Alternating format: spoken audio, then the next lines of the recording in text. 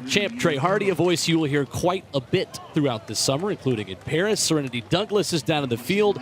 I'm Will Bowling. We have got 16 races tonight in a meet named after Edwin Moses. Of course, we've got some elite 400-meter hurdle races, including world record holder Sydney McLaughlin-Lavroni. Trey, this is going to be a lot of fun.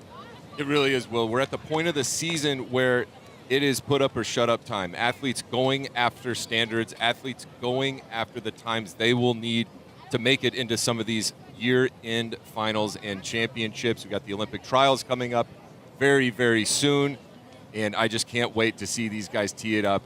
Weather is great out here in Atlanta, and the fields that we have are of the highest quality fields, in this being the very first professional track meet at an HBCU, Morehouse College. Can't think of a better place to have it. Beautiful setting at the Edwin C. Moses track. There you see the field, this new surface, and just a moment ago, the boys' high school 400 took place. And we have got some incredible times for some high school runners who just took the track. There in the middle, lane number 5 in the Army green, Westlake High School junior Sidi Najai coming in at U.S. number 3 at 400 meters, 45:37, and he got out quickly. Right here, just looks so smooth and so relaxed. A man running amongst boys, as it would seem, but he's still got a year left in high school. He's only a junior, Will. And he looks so smooth around that curve. The field behind him, Jaden Robinson, Ricky Williams, senior from Camden County High School, ranked 15th in the United States this season in the high school ranks. But Sidi Najai made a very difficult race look very easy, powering across the final 50 meters. He coasts home with a win in our opening event here, the boys' high school 400 meters. Sidi Najai, the junior at Westlake High School. Remember that name and that face, because I believe you're going to be hearing the name and seeing that face quite a bit for years to come. 45:67, just 3/10 off of his best at 45:37 this year. And downstairs, we say hello to Serenity Douglas, who is sitting with a very tired but well-accomplished Sidi Najai. When you run as fast as 45.6, we have to sit. But talk to me about your race strategy coming into this race.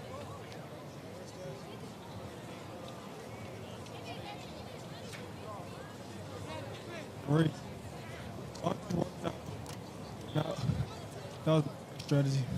Now, you felt that headwind on the last stretch here. So how did you just continue to power through it? You even left the camera view a little bit, too. On the infield, around the 55. It was honestly just make sure I hit that mark, knowing my zones in the race. That's what I did. Tell you about him here. And this is a Legends Meet. Who are you most excited to see out here today?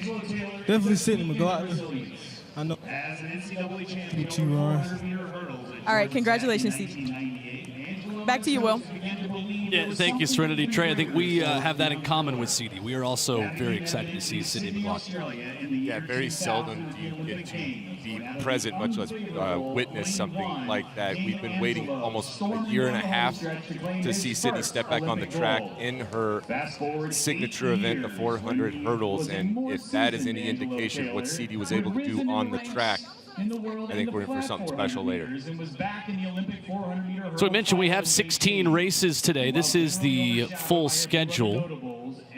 Everything up to 1,500. We'll start with the 800s coming up here in just a moment on a picture-perfect afternoon in Atlanta, GA. We got long jump, 100 hurdles, 110 hurdles. The hurdles races have to be excellent when the meet is named after the legendary Edwin Moses. That they will be this afternoon. Trey, obviously, as a multi-event athlete, a decorated athlete like yourself, as you look at the second half of our competition here tonight as well, we've got a couple of excellent multi-event athletes, Anna Hall, Kyle Garland, who are in the building as they continue to prepare for U.S. trials, hopefully at Paris Games as well. Yeah, those are two, besides all the other stars in the meet, the two near and dear to my heart, the two that I'm really looking forward to seeing what kind of shape they're in. Anna Hall coming off a just unbelievable kind of first season as a professional, but you could kind of see the wear and tear as it went along, and she gutted through an amazing performance in Budapest for silver. Ended up having to get surgery to take care of that knee, caused her all those problems over the summer, and she's working her way back into form. But she is Jackie Joyner-Kersee is her biggest fan, to put it that way. Like, talk about legends. If that woman is in your corner, you know you've got something special. Absolutely. And then Kyle Garland coming down, the Georgia Bulldog. He's the #2 all-time performer in the decathlon at the collegiate level. They call him Freight Train. I think he calls himself Freight Train. He's one of the most fun athletes to watch because you can just see him start to get going. The flywheel starts moving, and he's his own, like, energizer. You know, he's a huge, huge guy, and he doesn't make any sense. He can throw the shot over 54 feet. He can high jump 7 feet. We're going to see him long jump and run the hurdles here today. But yeah, those are the two I'm watching to see what kind of shape they're in going into the Olympic trials. The stars are out in Atlanta. The Edwin Moses Legends Meet underway. There is Edwin Moses, the man of the night. We're going to hear from him coming up next. 800s on deck. Much more still to come tonight here at the Puma American Track League.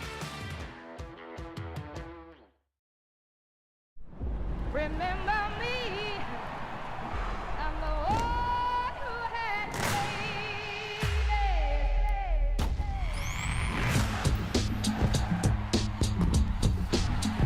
me, I'm the one who had to Remember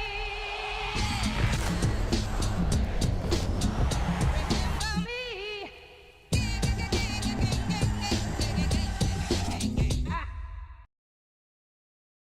I'm very glad that the meet is going to be a world-class meet.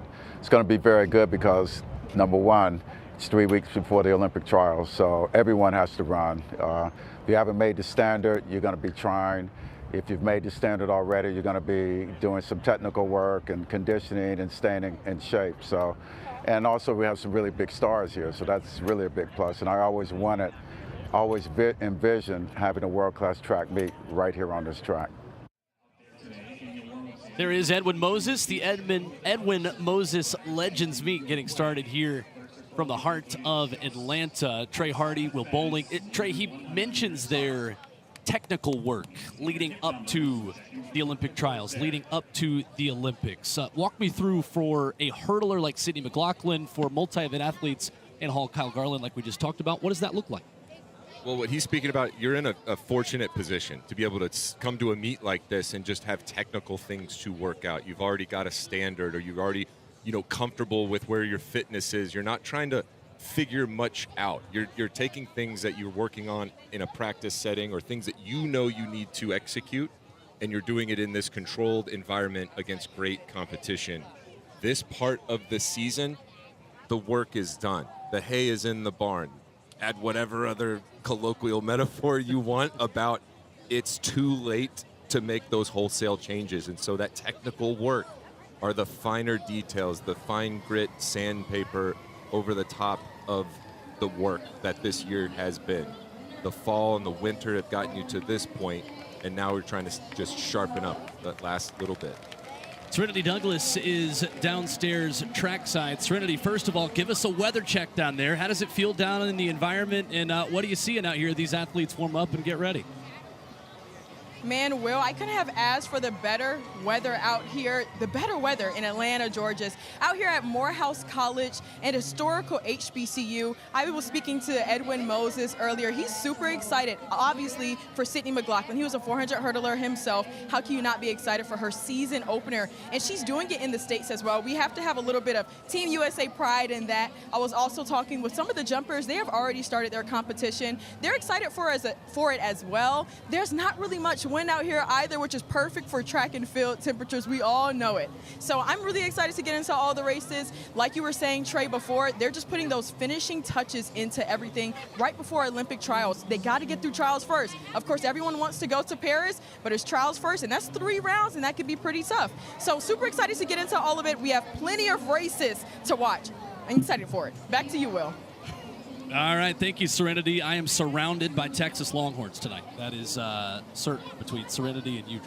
We don't have to get into that right now, but the real UT is Okay, very here we go. present. Very present. If you had the over-under at 457 of the first time that was brought up, please collect your winnings at the pay window. This is Isaac Grimes, who is jumper number 7 out of our 7 men in the men's long jump. Personal best for him of 8:35. Back in 2021 at the NCAA Indoor Championships, where he was victorious. And Kyle Garland, 8-time All-American at the University of Georgia, like we just discussed, is in this field of 7. See a 790 performance right there out of Isaac Grimes. As we look at the field here, we've got Olympian Stephen McCarter, U.S. champions, Will Williams, and a whole slew of NCAA All-Americans in this flight. You'll notice where the long jump pit is, Will. It's on the apron. It's on the D, if you will. And normally there's a north-south kind of, you're running along the same way that the lanes are running. And there is a natural crest to a field like that. It's drainage, it's within the legal limits. I really like jumping in the apron right there, because once you pass that goalpost in the middle, there is a slight downhill. Now, it does mess with some of these athletes if they aren't used to running on the aprons like this and to feel that extra speed. And on the other side of that, when you're building up and taking those first few drive steps into your approach, you're actually running a slight uphill.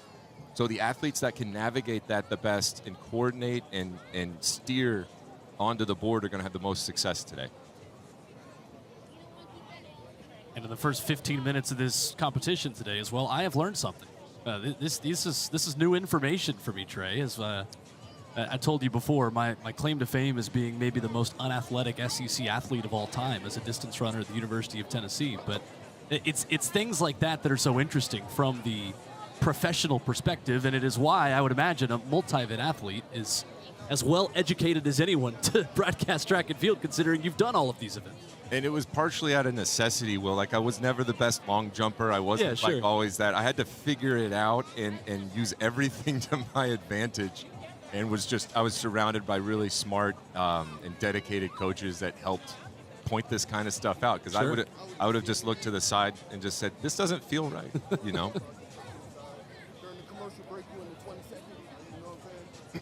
So long jump continuing. Continue to update you on that as we can. And our first event on the track coming up here in just about 4 minutes, the women's 800. We have got 13 athletes. We've got a pacer in Jada Griffin who is tasked with taking them through at 57 seconds through the opening quarter. And we'll be talking a lot about Olympic standards as the night continues. The Olympic standard, the women's 800, 159.3, a field that includes a couple of women who have run that time in their careers, but a field that is looking for that standard in this go-around for Paris 2024. And Ajay Wilson is in this field, 8th at the U.S. Championships last year, but the entire track and field community, I think, Trey, came together to celebrate her in 2022 as the world indoor champion, a very decorated U.S. Olympian and champion in the half mile. Yeah, I think her name pretty much became synonymous with the U.S. and the 800 meters. She made every team that was out there. She's a 12-time U.S. champion. And it's just nice to see her back on the track and competing well. And the same goes for Kate Grace. After an absence, had a child, caught COVID, had some issues with long COVID, but now is back and is racing herself back in. You know, she did an interview where she talked about tried to put a shine and put it like a positive spin on all of that. And she was able to do a lot of base work, a lot of like that sub-maximal training. And she's hoping to see some of that benefit as she tries to sharpen up for the Olympic trials. Yeah, ran that LA Grand Prix a few weeks ago. Her first race in nearly 3 years. Her son, River, now with her and her family. 7th at the 2021 Olympic trials for Tokyo. As you continue to watch long jump here, as athletes warm up on the track as well. But Kate Grace, the 35-year-old who was 2016 U.S. champ, One of those many decorated athletes that'll be in this women's 800 coming up here in just a moment. There's DeMarcus Simpson. That former Oregon Duck standout.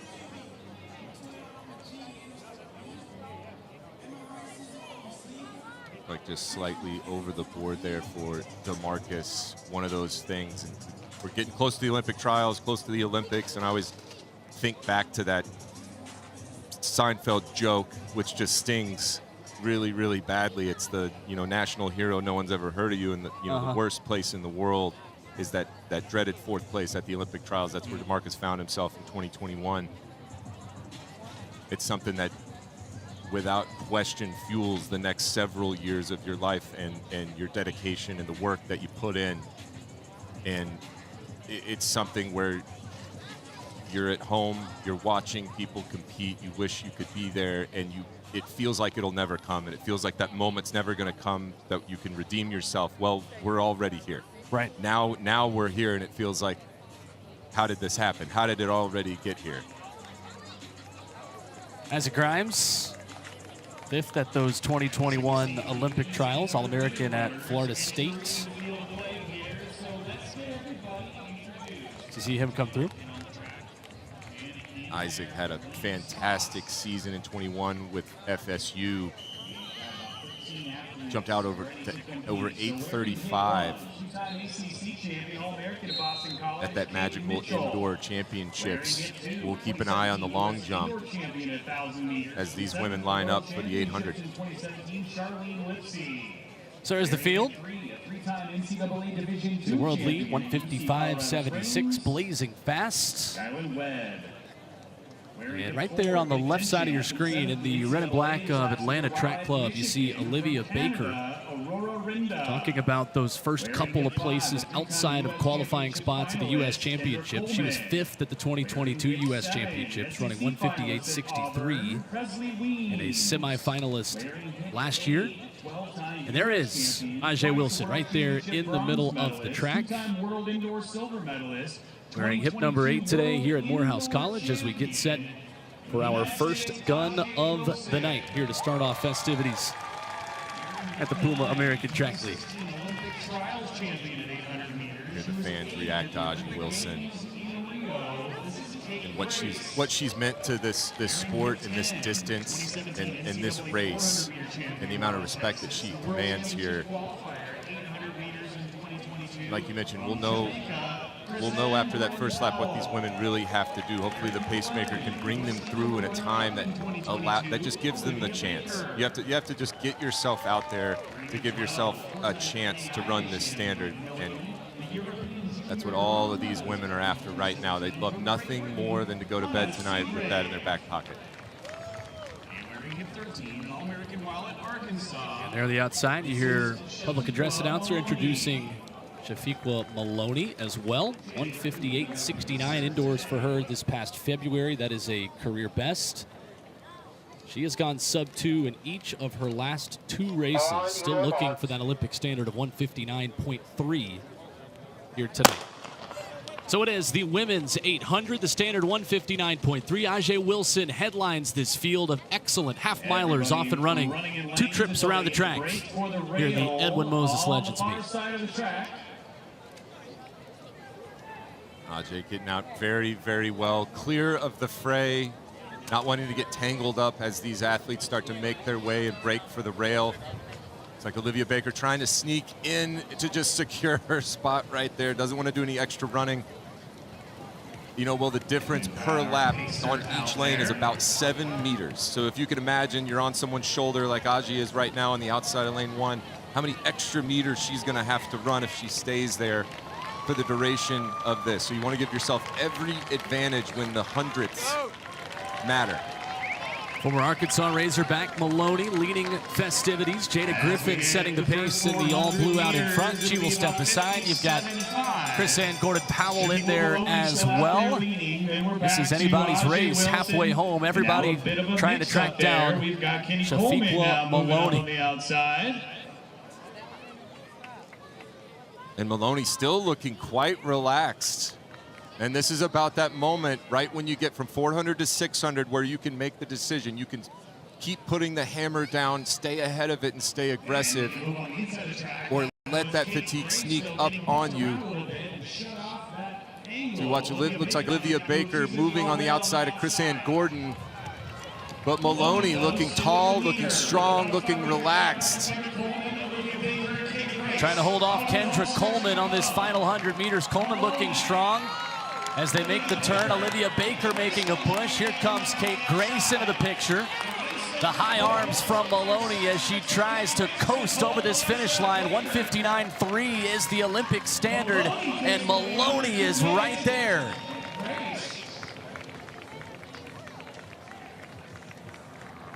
$159.31 for Maloney. 100th off of the Olympic standard.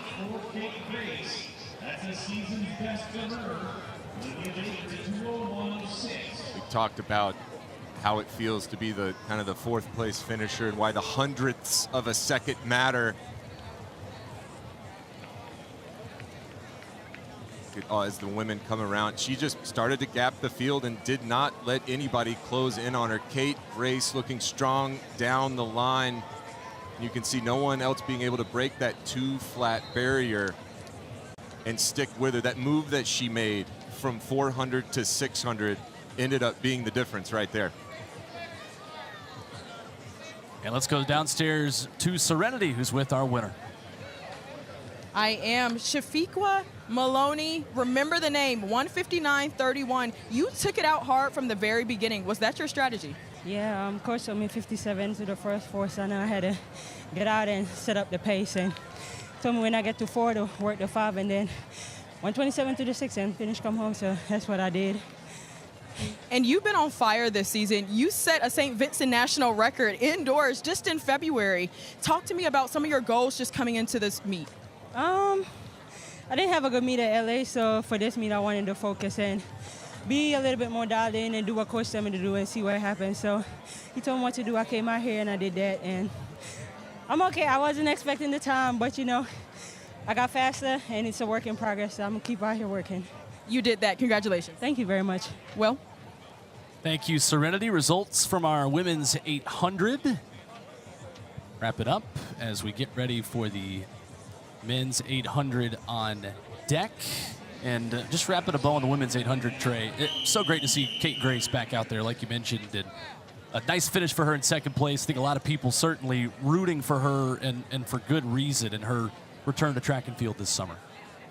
It really is, and I think every race back, she learns a bit more about herself. When you come back from those two things, not just having the complications along COVID, but becoming a mom, having this new world that you live in with new responsibilities every race back, learning something new about yourself and proving that you can do everything that you could do before that wonderful experience.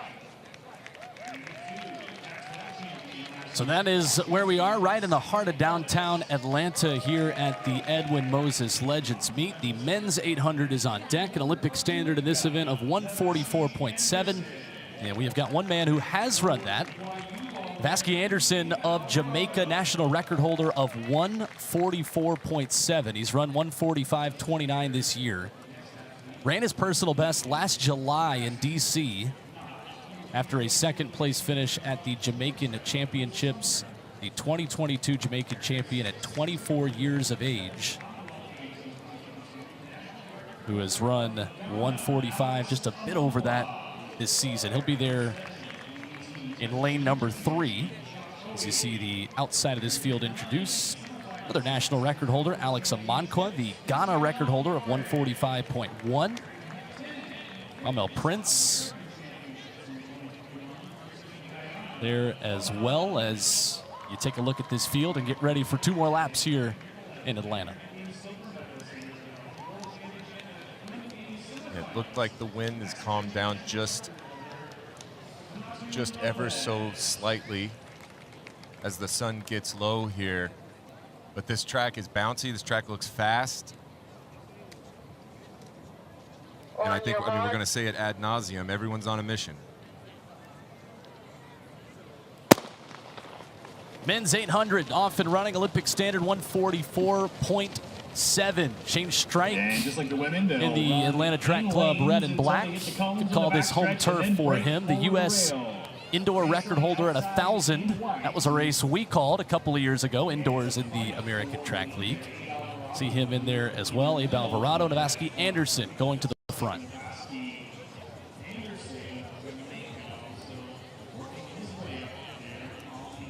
Pacemaker taking him very strong.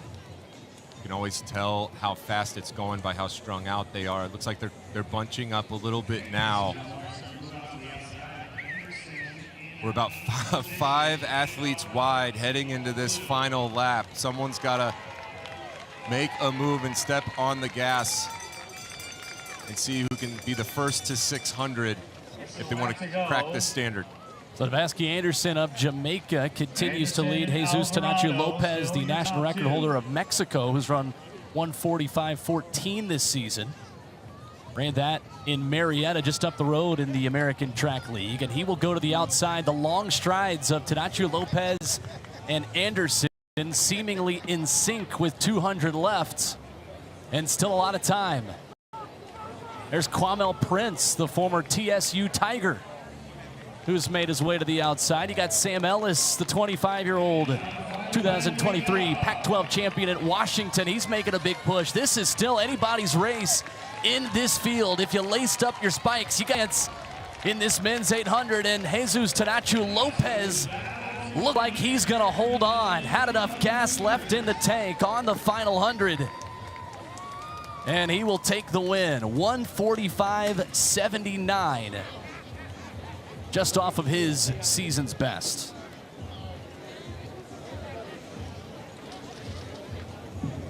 And there were a lot of guys in this one, in that last 150. You talked about the extra distance. There were a lot of guys out in lane 2 and 3 here on this last turn. Yeah, I think looking back, there's going to be a couple of things you would discuss with your coach, but I mean, with 200 to go, everyone had a shot. Everyone made a move. Everyone made a surge.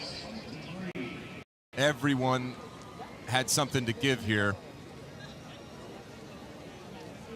But Lopez met every challenge. Didn't look back in the rearview mirror. Could only hear footsteps all the way home. Those are the results, 1:45.79, and Jesus Tanachu Lopez is downstairs with Serenity. Out on the track now. The men's 800 has concluded. Hurdle crew. On the track every time. Really not, but I was expecting run faster. I am looking for the Olympic standard, so this time I'm not very happy for this race, but I don't want to be sad. I just want to keep training to run faster, so in the future can break the record again. I know you were saying that you're not happy with the time, so then what's next?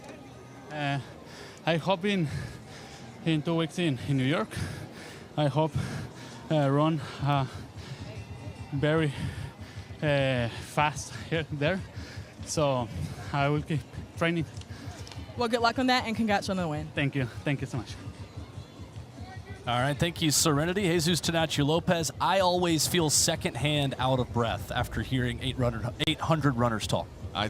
I started breathing hard listening to him, but you could feel what he was saying. You could feel he's happy to win, obviously, but there is a level of I need to hit this standard. I think that's going to be the theme for the evening here in Atlanta.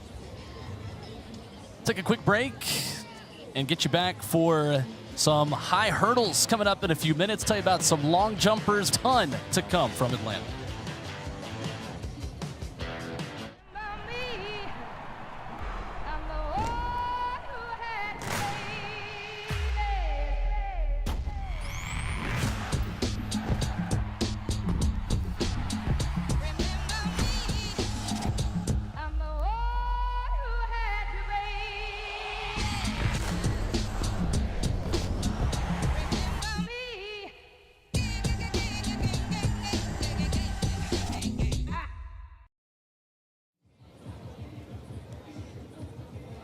Putting the hurdles on the track for the women's 100-meter hurdles that are next. We have got some big headliners in this field. Masai Russell, Kenny Harrison, Christina Clemens, Michelle Atherley, and much, much more. Again, you put hurdles on the track in a meet named after Edwin Moses. You got to bring it. And we feel like tonight, Trey, we have successfully brought it. Yeah, and you can see how much they're putting into the effort to hit these times and to run fast on these straightaway races. Ordinarily, they would run the other direction, and they've switched it for the athletes so that they can run with a little more of a prevailing wind. They're not going to be, you know, hamstrung with a headwind. So you could run the race of your life and run exactly what you need to do, but with a little bit of wind in your face, might come up just a little bit short. Doesn't look like it's going to be strong enough to get that dreaded, you know, W next to the number, meaning there was just too much wind. You want to keep it under 2 meters per second. And they're doing everything they can to help these athletes not only just compete against each other and compete against the best of the best, but also just hit the times. Beautiful Morehouse College hosting tonight's festivities, and on the long jump runway, chasing the Olympic standard of 6 meters 60, you've got 6 outstanding long jumpers that are getting ready to start here in just a moment. I mean, you can take your pick on who we highlight first out of this field. You got Chantel Malone, who made the Olympic final in Tokyo, finishing 12th there. Tyra Gittens won the Trinidadian title with a 6:33 long jump last July. Her 6:96 is a national record. 3-time NCAA champion who made the transfer from Texas A&M to Texas in her college career. It's not a transfer that you often see, but one of the most impressive athletes that I've ever witnessed. Just seeing in person the things that she was able to do in the multi-events and the long jump specifically.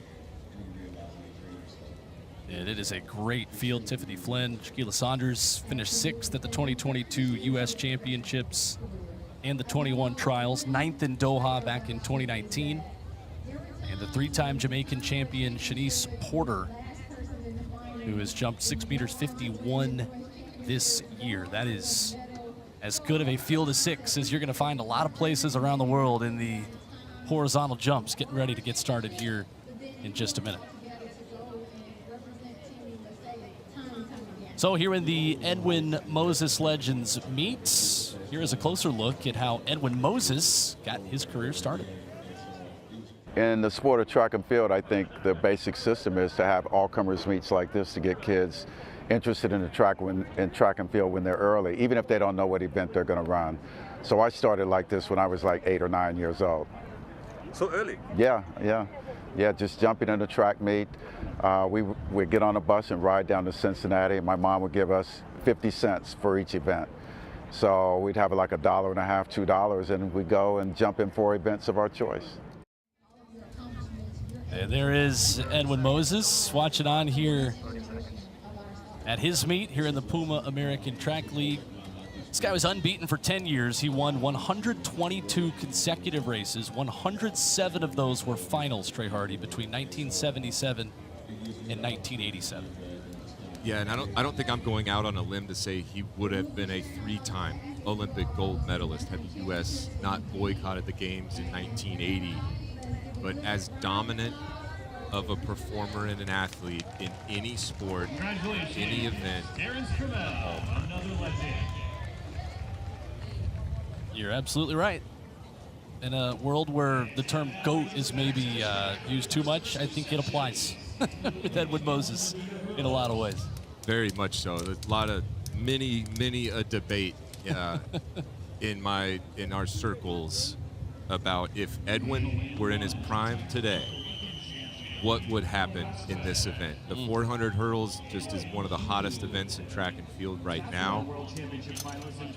As we look at the start list for the short hurdles, but we'll get back to this conversation. We can have that debate. We absolutely later can. This meet if we want to. Women's 100-meter hurdles, Paula Vasquez on the inside, 4-time Puerto Rican champion who ran her personal best this season back on April the 20th. And then a bunch of runners who already have that Olympic standard of 12:77 in this field. That is Kenny Harrison, number 2 all-time, 12:20. in 2016, Tokyo silver medalist, 2023 world bronze at Budapest, a 5-time U.S. champion, most recently in 2022. This year, she has run a 100. She has run a 4x100. This is her first 100-meter hurdles event since the 2023 pre-classic. She ran 12:44 for third there on that day. You can remember in 2016, Kenny Harrison coming off a fantastic season, #1 in the U.S., gets to the finals, does not make the U.S. Olympic team, yet shortly after the Olympic Games sets the then world record. Just focused, determined, great competitor. So there is the field, 4 open. Runners with the standard: Michelle Atherley, Masai Russell, Kenny Harrison, Christina Clemens, and Tamisha Roswell.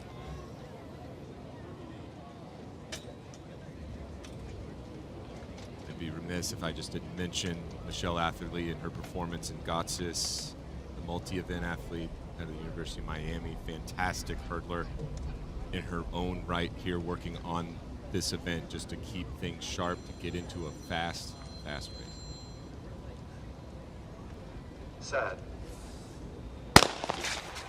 Clean start of the women's 100-meter hurdles, the A race here in Atlanta. Kenny Harrison and Masai Russell simultaneous there on the right side of your screen. Christina Clemens in the all red. Here comes Harrison, close to the finish, and it looks like Kenny Harrison took it right at the death. 12.6 for Kenny Harrison, taking it in front of Atherley in 12.63. A close finish. In our top 3, Christina Clemens third, 12.65. Call that a blanket finish right there. Looks like everybody got out cleanly. Christy Clemens and Masai Russell having just a little bit of an edge on Kenny Harrison. But Kenny able to keep space, keep away from those hurdles, and carry speed over the last 2 barriers to maintain that velocity and overtake Michelle Atherley and Christina Clemens right at the end. So just an amazing finish there from Kenny Harrison. Great shot by our crew the second half of that race. To take it, Salman fourth, Tamisha Roswell rounding out that top 5. And a group of 5 runners that already have that Olympic standard. Kenny Harrison stands by downstairs with Serenity. Now, Kenny, you opened up your season about 2 weeks ago at the Atlanta City Games. You ran 12.67 there, got the win. Now you're coming out here and running 12.6 again. I saw that you were not so happy with the time, but just speak to the level of competitiveness that the 100 hurdles has. Yeah, anytime you come out here and get the win, it's good. I got a lot of things to fix. Grateful that they put on this meet. Glad I was able to show up and get the win. Now, speaking of this meet, you decided to stay in the U.S. and not go overseas. Talk to me about why that is and why it's so important to have meets like this. I think it's important to have meets like this in the States because it gives us Americans a chance to stay here, stay healthy. Sometimes traveling can get in your legs. So the fact that there's so many meets here in the States, I think it's a great thing for us Americans. Thank you, Kenny. Congrats. Thank you. There is the fantastic Kenny Harrison. 12.6 makes sense as well. A lot at stake this year, obviously, in an Olympic year. You want to take away any opportunity of something weird happening with travel, and makes events like this very important.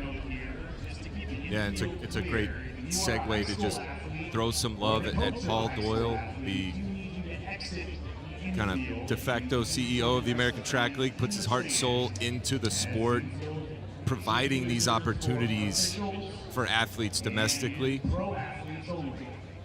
American Track League pulling out some of the great performances that we've gotten to see over the last several years. As we see Anna Hall, we see right there, she's got a World Championships bronze from Eugene a couple of years ago and a silver medal from last summer but picked up a little bit of an injury at those championships last summer. Had to get it surgically repaired. It's in her takeoff leg, so you can imagine the road back has been a little precarious, and she's doing exactly what a number of other athletes here are doing. We're trying to sharpen up, trying to work out those last little technical aspects so that she can come to the trials healthy and make the team and head to Paris. Number 5 all-time in the heptathlon, 6,988 points, 2-time defending U.S. champion. It feels, Trey, like Anna Hall, one of those athletes we talk about a lot in Olympic years. You have marketable superstars in track and field, then you get some marketable superstars that are just U.S. Olympic team stars. And it feels to me like Anna Hall is reaching that level of someone that this summer not just the track community is going to know, but U.S. Olympic fans are going to know. Without a doubt. Without a doubt. She announced herself on the scene at that World Championships in Eugene and set herself up beautifully for this summer. She's going to be a name and a face that the American public will become quite familiar with, I'm sure.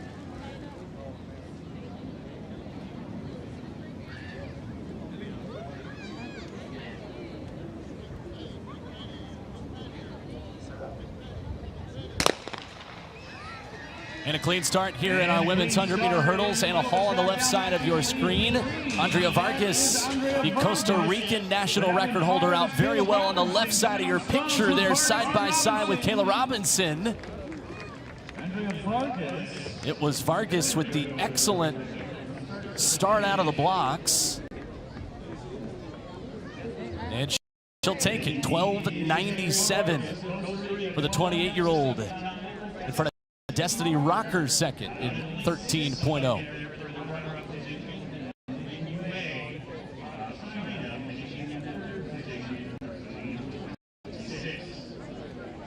So that is the only time tonight we'll have 2 sections on the track. Can we get a second look here at how it went?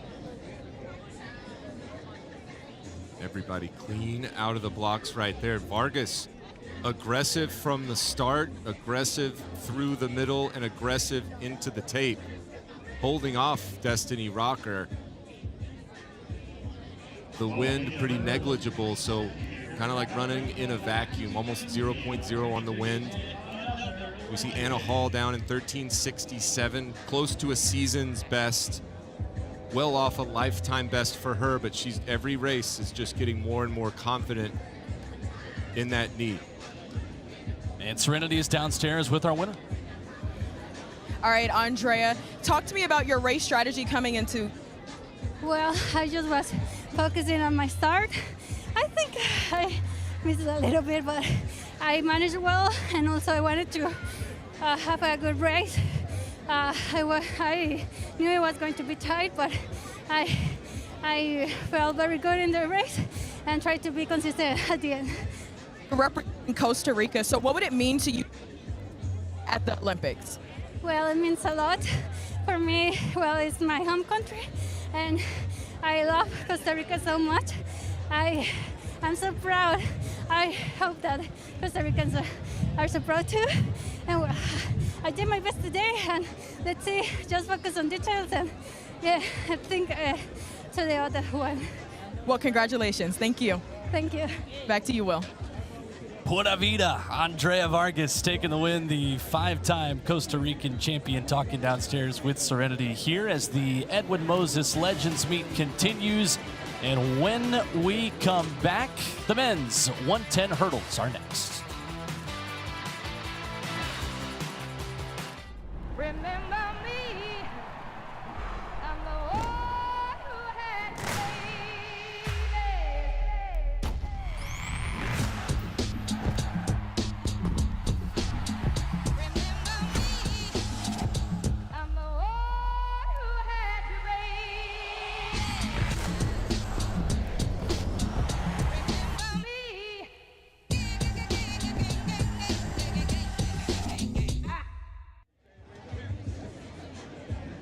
Back with you here at Morehouse College, the Edwin Moses Legends Meet. First attempt on a long jump for Tyra Gittens. Really great lift off the board there. Nice, smooth, fair jump. Not chopping stride, running right through it. That's exactly how you want to start the competition. And after the measurement we got, that is a season's best for Miss Gittens. 6 meters 46 for Tyra. National record holder for Trinidad and Tobago at 6'96", the 3-time NCAA champion. 2021 of the heptathlon and 2021 in the pentathlon at high jump indoors. Getting started here in Atlanta. Just a fabulous day for a track meet. It's one of those things that you can see the stands are packed. Some of the best athletes in the country stepping up, and Kenny made a great point. It's really difficult to get over to Europe at any point in the year, much less, you know, a couple of weeks before the Olympic trials. That's the last thing you want to do, is hop on a plane, waste a day and a half, get ready, compete, and then have to come back and deal with jet lag and try to get that out of your legs and miss a lot of really important training. That is the start list for the men's 110 hurdles. That is up next. Olympic standard in this event, 13:27. We've got one athlete here who has run that. That is Eric Edwards, 24-year-old American who was 4th at the U.S. Championships last summer, running 13:26 in the final second in the NCAA at LSU in 2022. And Kyle Garland, another decorated multi-event athlete, 2023 NCAA indoor champion, the Georgia Bulldog, here and ready to go in this men's 110 hurdles. You can see that focus and freight train right there. He's got a cracking personal best in this event in the 110 hurdles, worth a ton of points. It's the first event for Kyle on day 2 of the decathlon, and so it's not often that you get to run one of these quote-unquote fresh. You know, he's already done the long jump, but he's coming over to run the hurdles with a little bit more fresh legs than what he's accustomed to. And so again, just trying to sharpen that axe and get ready for the trials. When you talk about meets like this too in Olympic seasons, how much are you approaching a competition like this differently? Whereas if this was Puma American Track League getting started on May 31st, 2023, what is the mindset on May 31st, 2024? How different do you allow yourself to treat a meet like this in an Olympic year? That's a difficult question to answer, but to steal a phrase that I won't say who I got it from, but it just means more. And you're running out of opportunity. You're running out of time. And the thing that you've been dreaming about and wishing would be here already is here. It's at your front door. And I think that there's 2 camps that you live in. There's an anxious one that just thinks they need more time. I just need one more race or one more thing. And then there's the camp, oh my God, I'm so ready. Let's race tomorrow. Right. I can't wait. Yeah. Like, we are ready to go. And I bet we have a handful of both kinds of athletes here that, like Edwin said at the very beginning, are using this to just sharpen up, do the last little things. And then we've got a couple that really need this. And I think this is one woman that is in a whole other category, not the first or the second one I mentioned, but that of uber confidence, Will. Well, and we talked earlier about Anna Hall being one of the stars of Team USA, potentially, regardless of sport. You might be looking at the star of Team USA, regardless of sport, here in Sydney, McLaughlin Lavroni. She has not run in her, I guess you could say, signature event. Trey, kind of every time she steps on the track these days, it's kind of a signature event. But 400-meter hurdles, the event she holds the world record in at 50:68, and she will run tonight at 7:55 Eastern Time. Yeah, set your alarms on your phones right now When that alarm goes off, set it for 7:53 to give yourself some time. You're going to want to watch this whole thing. But the entire world will be watching what this woman does later this evening. Men's 110 hurdles ready. Eric Edwards runs in lane number 5. We are watching him. Dylan Beard on his inside. A clean start, and it's Beard right there, the all black in the middle of your screen with Edwards right to his left. Cameron Murray with good speed in the gray, and Cameron Murray and a late charge there from Edwards, tight at the finish.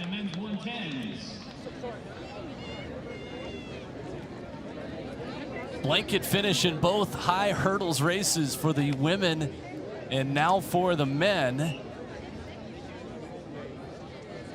We continue to wait. This one as close as it gets, I believe, right here, Trey Hardy. Last 3 hurdles for these gentlemen, not the cleanest. It's where you can just get a little bit tight at the end of the race, and that one little click of a hurdle can break the momentum. As Eric Edwards runs a clean last 3 hurdles, carries all that speed into the line, versus how Cameron Murray finished, maybe got a little bit too high and pulled down a couple of those hurdles on the way in. That finish line can't get there soon enough. They're still measuring this thing out, it looks like.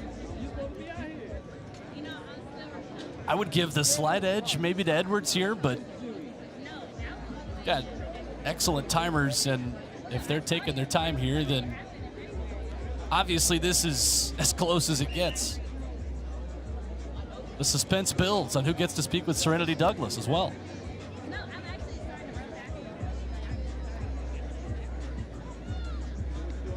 And still we wait. I think though the athletes are seeing what we're seeing. It's just still 0-0-0 on the clock.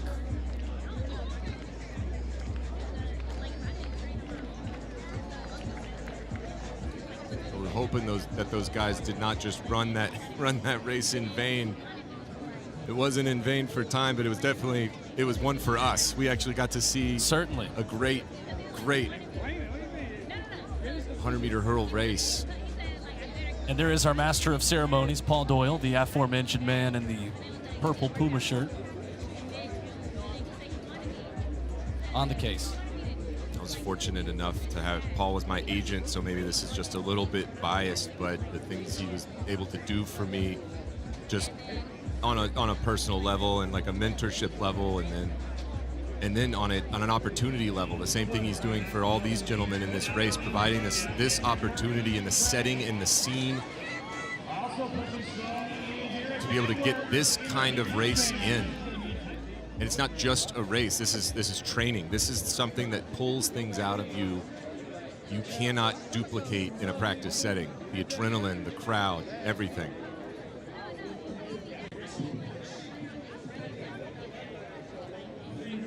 So we're still waiting, and I promise you the second we've got an answer or a time to tell you about, we will give it to you. But regardless, an excellent finish for Eric Edwards after an amazing start for the U.S. Indoor runner-up, Cameron Murray.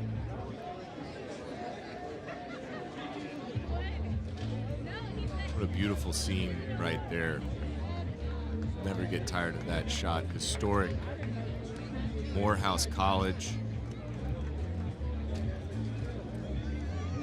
With the backdrop of the Mercedes-Benz facility in downtown Atlanta. And there are the two men who are at the center of this story right now, and but next we've got a men's 100 that is scheduled to begin any minute, and I imagine decisions that are being made in real time down there at Morehouse College.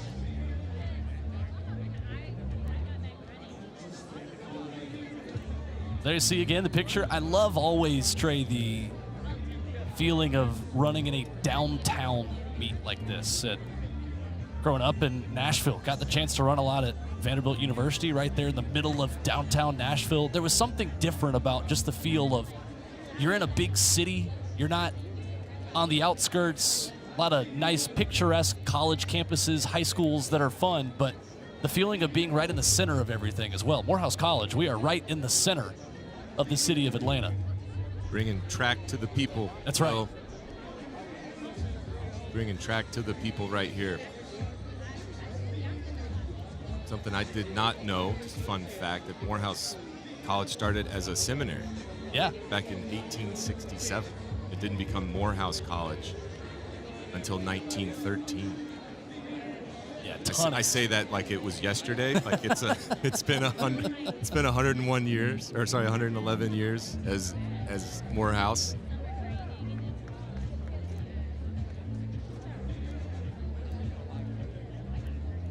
And downstairs, Serenity Douglas is working hard, continuing to talk to everybody, warming up, having just competed. And Kyle Garland just got done on the hurdles. Serenity downstairs with Kyle. Look, Trey, I'm here with Kyle Garland. Trey Hardy's on the other side of the camera, long way away, yes. Now, you already competed in long jump and you just did hurdles. So you're doing some fine tuning before Olympic trials. What were you looking to see out here today? I was just looking to see consistency. I know Coach and I have been working on a lot of really good stuff. So, just coming out here and getting some good competition reps, seeing how the body feels, being fine tuned and being ready for 3 weeks for the big dance. And you didn't have to travel too far. UGA is right down the street. Saw a couple Georgia coaches out here. Who did they bring out here for you? They brought out the whole staff. I mean, we have a good contingent of people, some people on the team, and, I had 3 coaches with me out here as well to help myself and a couple other people on the team. So it's a good little showing, so it feels like I'm home crowd. All right, Kyle, we got to get out of the 100 people's way, but congrats on everything. Good luck at Olympic trials. Thank you so much. Back to you, Will. Kyle Garland with Serenity Douglas here downstairs at Morehouse College. Men's 100 is on deck. And it sounds like a confident man going into the U.S. Olympic trials in 3 weeks. And let's quickly go back downstairs, though, before the men's 100 to Serenity, who's got our winner. Eric, that was a very long wait to find out who the winner is, but just speak to the level of competitiveness that the 110 hurdles have. Oh, man, it's so deep. It's so deep. I'm like maybe 17 in the world, but like 6 in my own country. PB like 13, 15, but that's like even barely scratching the surface. But we're going to get it down. We're going to get in the mix of that smoke. We're going to make this team. All right, quickly, what's next? I don't know yet. We're gonna see if New York. If not New York, maybe the Bahamas. If not the Bahamas, then straight to Charles. All right, well, congratulations on the very tight win. Will? New York or Bahamas. All right, 2 very different places. I love it. Love to hear it from Eric, though. Let's get in the mix of that smoke. The conversation that they just had is a conversation that is had all over the United States. I can promise you that. From one Georgia Bulldog and Kyle Garland to another, this is Matthew Bowling in his first 100-meter race of the year. 2-time NCAA indoor champion at 200 meters. Raced a lot of 400s indoors.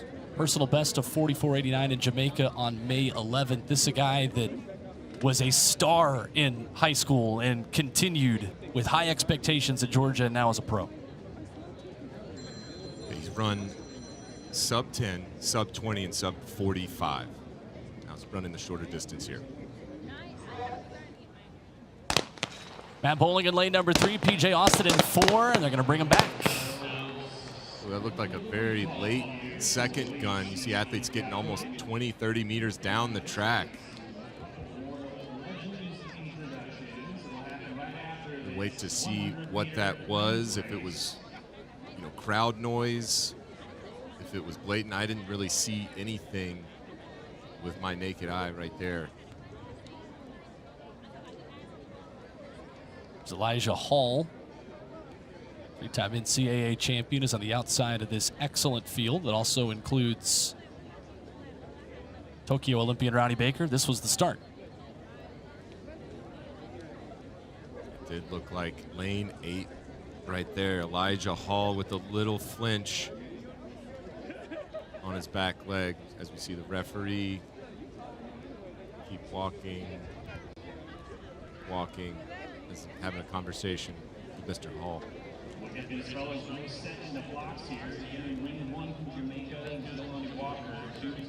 a part of the sport. It's something you don't think about. You're practicing. You always have a great start when you're in practice.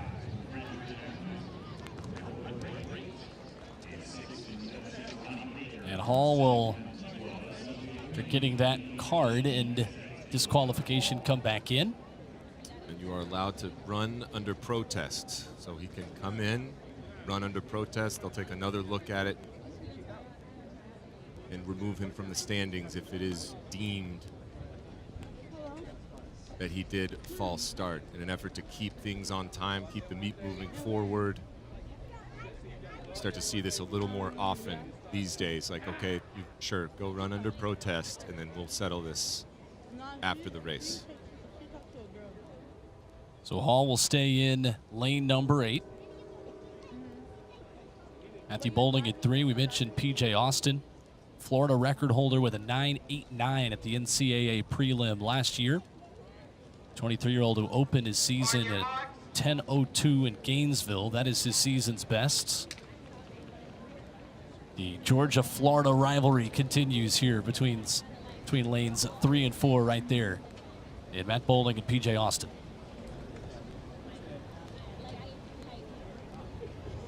The men's 60 indoors was hot. It was really fast, but outdoors we've yet to see that breakthrough, that slew of 9.9s and 9.8s that we're used to. Hopefully this gets us going. Clean start this time for Matt Boulding. For the rest of this crew here in the men's 100, it's Austin who's got a step on his rival to the right. Austin starting to surge middle of the race, and P.J. Austin will take it. 10:03. Just a tick off of his season's best. Ronnie Baker was second in 10:15. Jelani Walker rounding out the top 3. Great middle of the race right there for P.J. Austin. Into a negative 0.9 headwind. So all things considered, a fantastic run. He's got to be pretty happy with the result right there. Everybody out. Well, you see Boulding just kind of falling out of the back, just did not get that projection and extension, but as soon as PJ hit the middle of that Morehouse logo, he was gone.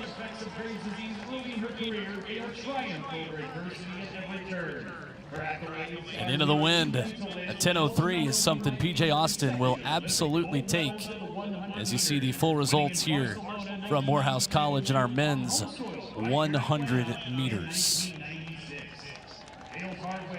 I mean, I'm going to keep going back to it. That's a very fast time on this track into a headwind. I'm going to project this out into the Eugene, atmosphere, that Hayward magic, maybe a little tailwind. Some of the fastest races in history have been run on that straightaway. I mean, I'm not a biomechanist, but I think that's one of those 989 races that could get him onto a team.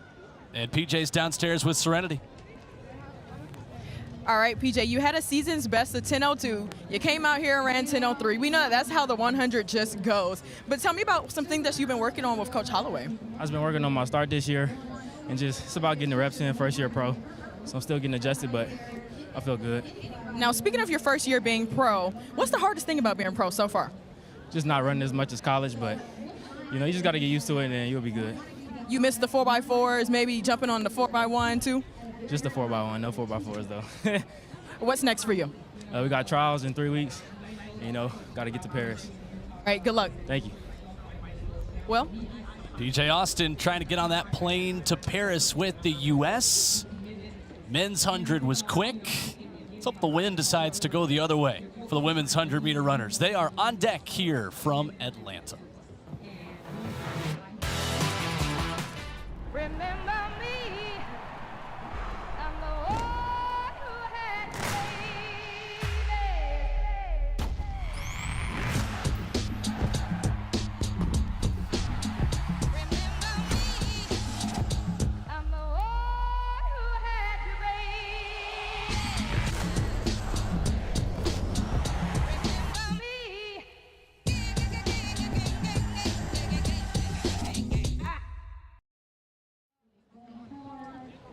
Women's 100-meter runners are on deck here from Morehouse College. The Edwin Moses Legends Meet continues with two-time world champion Trey Hardy. I'm Will Bowling. Serenity Douglas down there in the heat downstairs.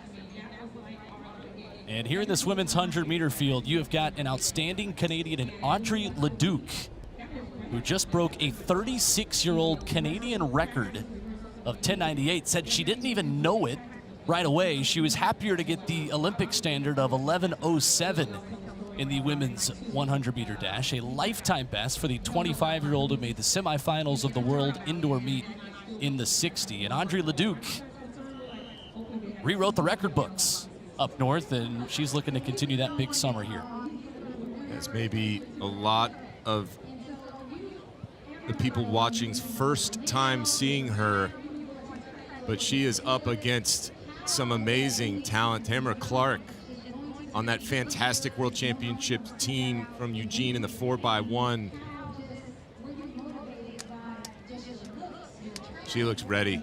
She looks focused. A 10:88 personal best. She's run right around 11 flat for the season. Again, one of those athletes looking to just start to sharpen up and get ready for those opening rounds in Eugene in late June. Saw Favor Ofili in there as well, the 21-year-old who is already a three-time Nigerian champion, holding the national record in the 200 at 21:96. She ran that at Gainesville a couple of years ago, the former LSU Tiger. She still needs that Olympic standard of 11:07. She has a lifetime best that is second best in this field at 10:93. And Tamara Clark, who you introduced, second best this season, 11:03 season's best for her. She's already got the Olympic standard, as does Solera Barnes, who runs in lane number 3, the 25-year-old former USC Trojan who started her career at Kentucky.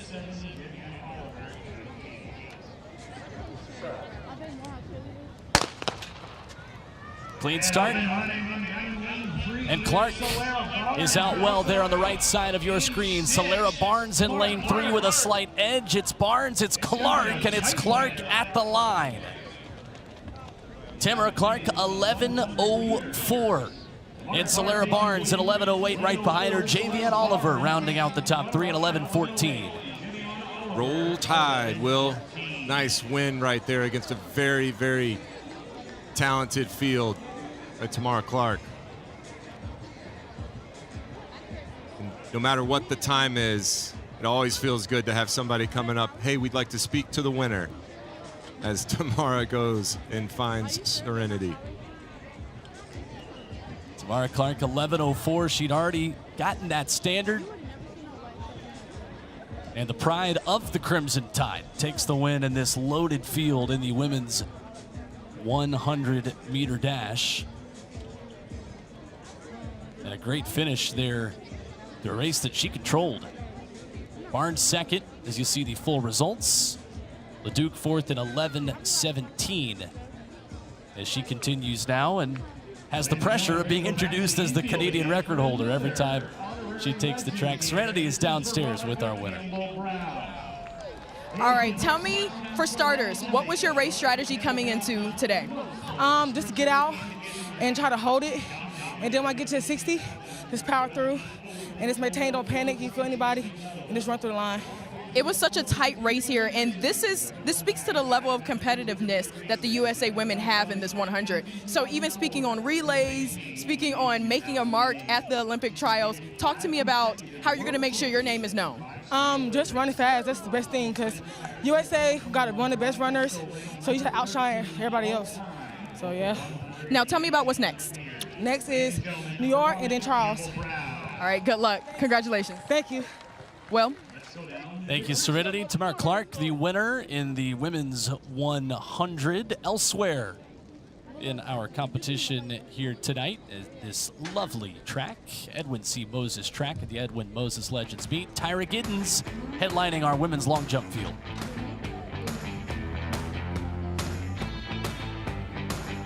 Powerful Trinidadian athlete, Tyra Giddens down the runway for another attempt. Looks like she's happy with it. She knows it's really close. She feels good. She's healthy. Looks fast on the runway, and now Shaq Saunders in the shades, getting the crowd going.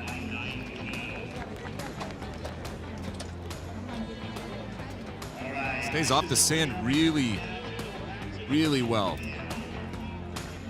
That's the name of the game. When you put it in its simplest terms, that's all you're trying to do is stay out of the sand as long as you can.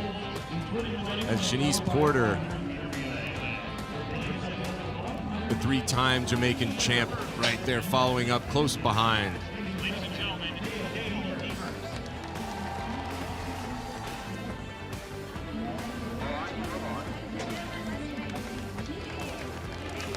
The 28-year-old Tiffany Flynn finished 5th at USA's last year.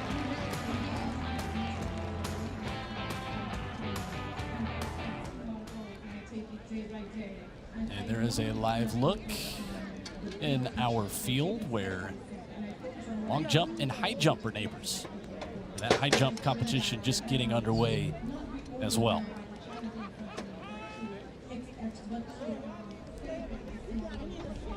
You see Vashti Cunningham setting up on approach. World indoor champion, bronze medalist from the World Championships in Doha in 2019. She watches that video with her father. Randall Cunningham's been her coach for her entire career. Great athlete in his own right. Fantastic football player in the NFL, quarterback. Decent guy at that. May have heard of him. Familiar with his work. And you see there the bar will start at 1.65 m, go up to 170 from there, 175, and then 3 centimeters each time. As those ladies in a field of 8 will chase the Olympic standard of 1.87 m. And this is a live look at Tyra Gittens in the women's long jump. And this is the final round of jumps. And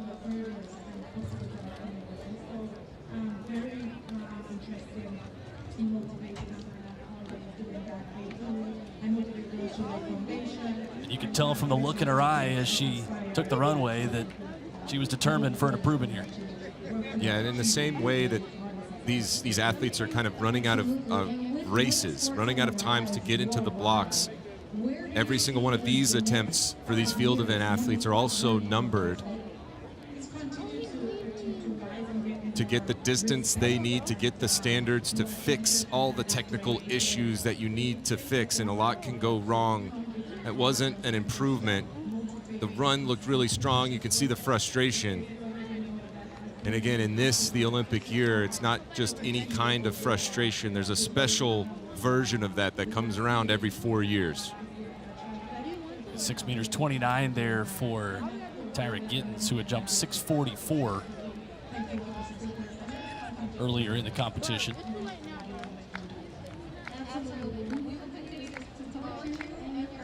Final round of jumps, and Shaq Saunders up next in that women's long jump that continues. And Vashti Cunningham talking with coach and dad, getting ready for the high jump. Watching that replay of the video, trying to dial everything in on the approach, the depth of the curve that she's running so that she can get that apex right over the bar. We'll see how she looks later as the bar gets a little higher. Up next on the track, it is the women's 400 meters. And right in the middle of the track here, Talitha Diggs, the very talented American, a 2022 world champion with the U.S. 4x4, U.S. champion in 2022 at 400 meters, 2-time NCAA champion. The talented Florida Gator will be right in the middle of the track here in Atlanta. Yeah, she came out of that NCAA season at Florida on absolute fire and took the U.S. women's 400 from gun to tape in that really just kind of coming out party, that magical weekend that she put it on everybody, and is now U.S. runner-up in 2022, Kendall Trying to live up Ellis. to those same times and expectations, trying to secure the spot on the Olympic team this year, and this is a part of it. Something about the Southeastern Conference and ladies that run one lap over these last 5 years. Obviously, Sydney McLaughlin, who we will see take the track later tonight. Britton Wilson at the University of Arkansas, Talitha Diggs. That's just naming the tip of the iceberg in what is just a factory of United States Olympians at 400 meters. Absolutely. As we in the foreground, we've got the former collegiate record holder Courtney Okolo from the University of Texas. New SEC school as well. I guess, yeah, you can start to claim them as SEC now. As also Kendall Ellis. Just to her rear, also somebody that has broken that 50-second barrier. In lane 5 here, we have a world champion from 2019 in Doha, Sawaid Nasser. Just ran an unbelievable 400 in 2019 in Doha, 48.14. That is number 3 all-time in this event. 2017 world silver. Last year ran a 49.78, season's best in Spain. Olympic standard in this event, 50.95. Yeah, I recall watching her at that meet. Every time she stepped on the track, just seemed to just run like her hair was on fire. Improving upon improving, surprising even herself. That magical week, and sometimes everything just kind of, it lines up.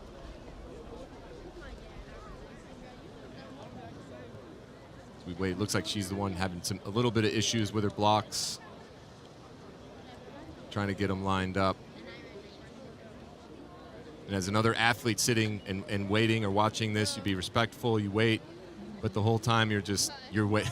It's not something you enjoy waiting for. You're ready. You've done your final shakeouts, your final strides.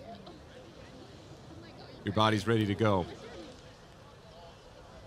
And the 2019 world champion getting closer to being ready with the rest of this field. Chloe Abbott, Courtney Okolo, Kendall Ellis, Talitha Diggs, who has the Olympic standard. Personal best for her of 49.92, Sawaid Nasser, Bailey Lear, Quinera Hayes, and Paula Moran. This is an all-star field. And Diggs, the only one with that Olympic standard. There she is, running in lane number 4 at 50.95. Only her second outdoor race in 51.77 in China, April 27th.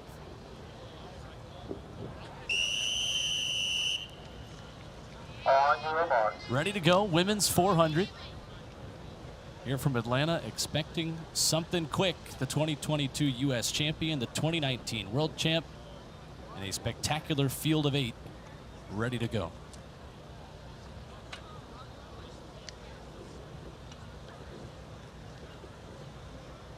The first 150 meters will be indicative of how the rest of this goes. Look for Sawa to get out very well.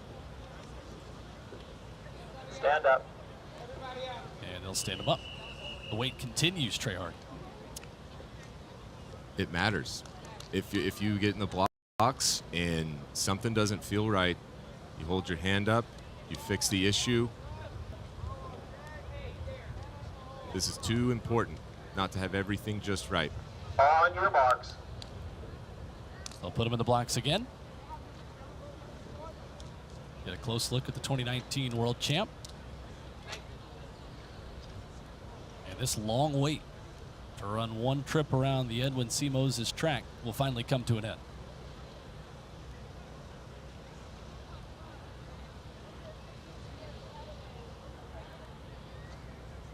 Set. Clean start of the women's 400, the 2019 world champ, the 2022 U.S. champ, and Sawaid Nasser is out quickly, running there in the red with the blonde hair in lane number 5. Talitha Diggs trying to make up ground. There's Quinera Hayes and Paula Moran on the outside as they make this long turn at Morehouse College, and Sawaid Nasser has the advantage, running very strong. The 2019 world champion liking to get out quick, an aggressive start. For the 26-year-old from Bahrain, Hayes on the outside, Diggs trying to close, but Eid Nasser side by side with Hayes on the outside. Kendall Ellis, the former USC Trojan, is running well on the inside. Eid Nasser fading, Hayes surging, Ellis on the inside. Moran is in there, but it's going to be Quinera Hayes, the 32-year-old who is 7th at Tokyo, taking a very entertaining women's 400. A lot of twists to that race. 50.88 is the winning time. Miss Hayes just dipping under that Olympic standard, checking the box. She ran so patiently.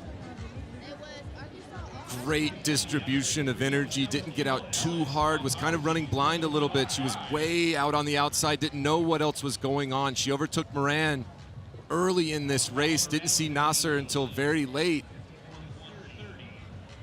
but was in control. You can see on her face, just so relaxed and patient. It's Kendall Ellis coming in from the inside in lane 3, getting ever so close to that Olympic standard, but just a little bit slow for that. But Quinera Hayes, fantastic run to take down a really talented field. It takes down the Olympic standard, like you said, a 50.95, 50.88.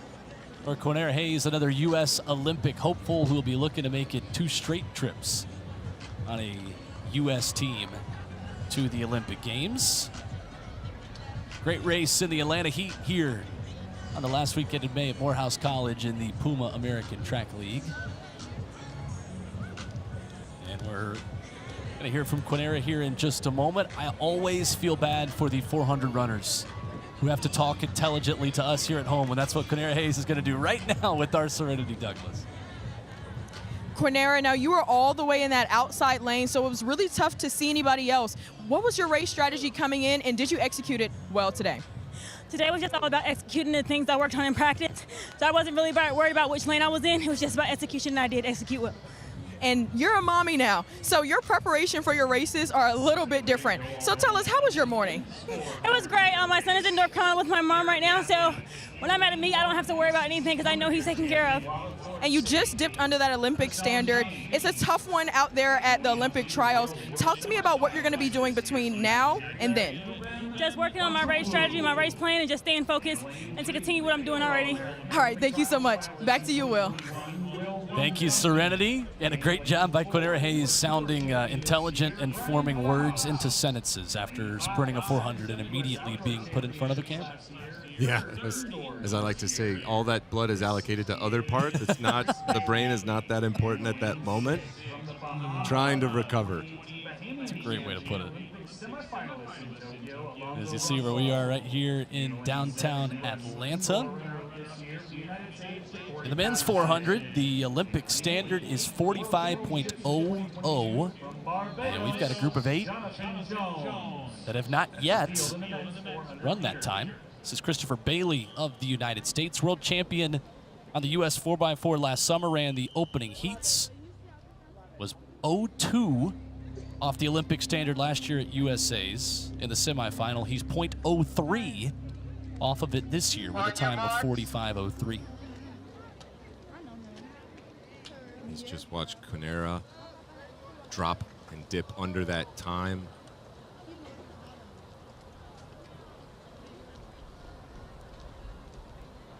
It's definitely on the table for Chris Bailey today. 5 Americans in this field, Will London in 3. Set. Off and running in the men's 400, lane number 5, Christopher Bailey. He'll battle with Alonzo Russell to his outside. And Will London running in lane number 3 as well. A very talented field of men's 400-meter runners going after 45.00. And there is Alonzo Russell, the 32-year-old who ran in the first round of the World Championships last year, second in the Bahamas last summer with good speed. Dubem Nwachukwu of Nigeria on the inside, the Arizona State grad, but here comes Bailey into your picture, surging in front, trying to hold on through these final 50 meters. You see the focus on his face as Bailey wins the race and looks for a clock. 44-42 for Christopher Bailey. 44-42. Ja'Cory Patterson finishing runner-up, 45-19. You heard him after he saw the clock. He was peeking down the whole home stretch at that clock, did not know what time he would run until he came across right here. He starts looking at the finish line. I think he surprised even himself with how fast this was. Just puts daylight between he and the rest of the field. He's still staring at that clock. Points at it before he gets past it. Just an incredible display of fitness and patience. The men to his inside. Brian Faust had almost all but made up that stagger on the backstretch, and I thought he was in trouble. Something looked amiss, but the way he was able to apply pressure and have such a patient race model from 200 to 400 meters, that's how you run 44-4. The number 9 time in the world this year, Christopher Bailey just ran it, and now he talks to Serenity. Now, I would like to take note that Christopher came and found me. After running a 44-4, he has all this energy, but it has to have something to do with training. Let us in on a little bit of those insights. Training is going well. This is my second year at Arkansas. So last year was just me getting familiar with the programming and whatever. But this year, it's an Olympic year, so everything has changed. So I'm just prepared. And we've seen you on a world stage at World Relays. You have gotten a bronze medal indoors with the 4x4, actually. So talk to me about how you don't have a sponsorship yet you've been on these world-class relays and these world-class races. Track and field in the USA is deep, especially for the 400. So I'm not really too stressed about not having a contract. Making that outdoor team last year really set me up for this Olympic year. So I'm just focus on the big goal, which is the Olympics. Sponsorships come later. And the men's 400 is pretty wide open this year. How are you going to make sure that everybody knows Christopher Bailey's name? Just doing what I do best, going out there and putting it out on the track. That's it. That's all. Thank you so much. Thank you. Will?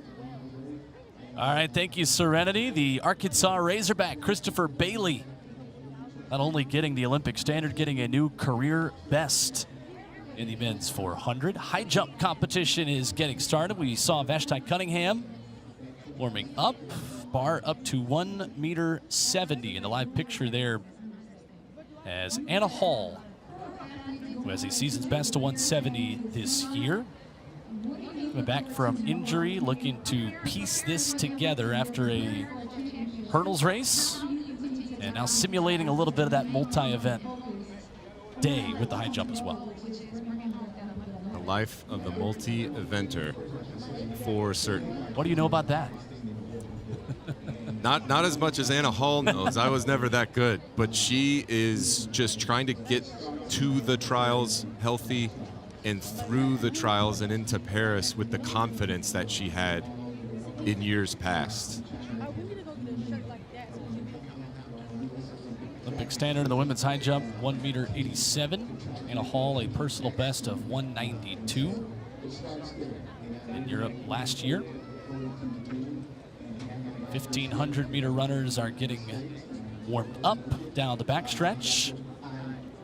We can't tell you Tiffany Flynn won the women's long jump, so we continue to update you on all of these things as they happen. And the men's 1,500 start lists is right there for you. An Olympic standard of 333.5. Mile conversion up to 350.40. And a good list of runners here in this one. Josh Thompson will wear hip number 6 in that field, third at the 2022 U.S. Championships, made that World Championships final in Eugene, finishing 12th. He was 6th at the 2021 Olympic trials in this field of 14, paced by Rob Heppenstall. I always had an affinity for this race. I went to the University of Texas, got to watch Lionel Manzano, one of the greats, Olympic silver medalist in 2012. He was a teammate of mine. But now my affinity has grown into like a true love of the tactical nature and the speed that these athletes now possess. I think everyone wants to argue about, super shoes this or like new surfaces that, but I think it's a different kind of athlete that's running the men's 1500 now. I think that this Olympic standard, what they're chasing right here, 3:33.5, it's attainable for more than half of this field now. You saw Sam Prakel there wearing hit number 11, the 29-year-old who was 4th at the U.S. Championships last summer. Won the U.S. Road Mile last year, ran a season's best to finish 6th at the L.A. Grand Prix back on May the 18th. And what a competition that was for so many of these runners taking season's bests into today. Men's 1500 is off and running. Josh Thompson, Amon Kimboy, Sam Prakel, Casey Nevelbard, Kieran Tunavate, among those that take nearly 4 laps around this track here, the Edwin C. Moses track in Atlanta. Morehouse College and Nick Dahl, 25-year-old American, will go straight to the front, following Rob Heppenstall, the man tasked with setting the pace here today in the ATL. Amon Kimboy runs up there in the top 3 as well, with Josh Thompson on the inside. See how quick Heppenstall takes them through the first quarter, kind of just setting the table and giving them the chance to dip under that standard. The split at 800, the all-important split. Everyone just trying to get to that moment in a good position, on time, on pace. Low hands, easy breathing on top of yourself.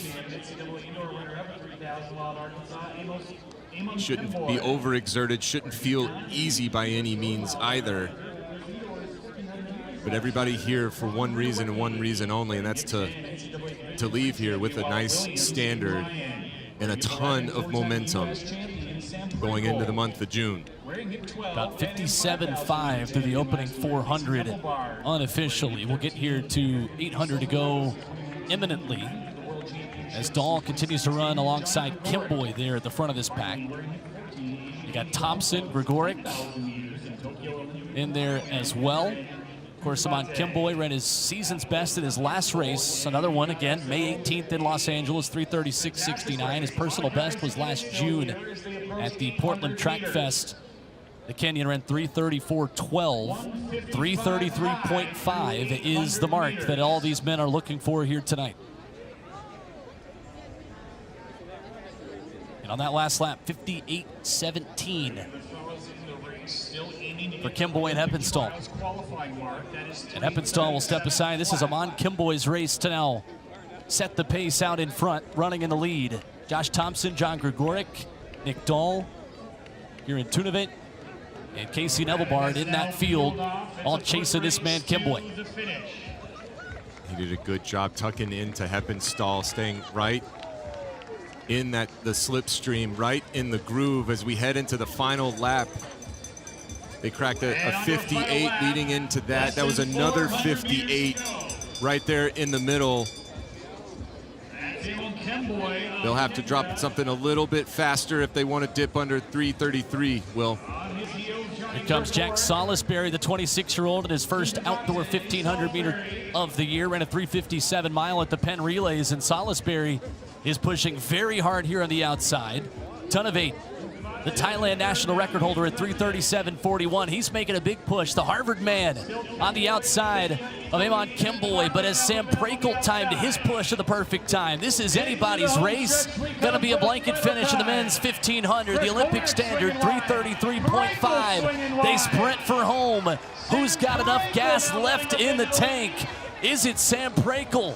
Looking up at the clock, races it home. Prakel is gonna have enough speed at the end to take it. 3:35.73, closing in 55.62. John Reinowicki second. John Gregoric rounding out the top 3, closing in 56.29, running 3:35.99.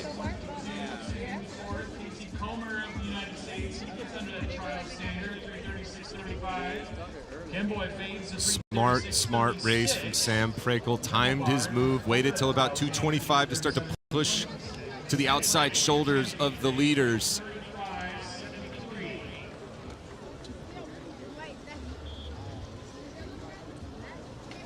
We had 6 men under 3:37 right there.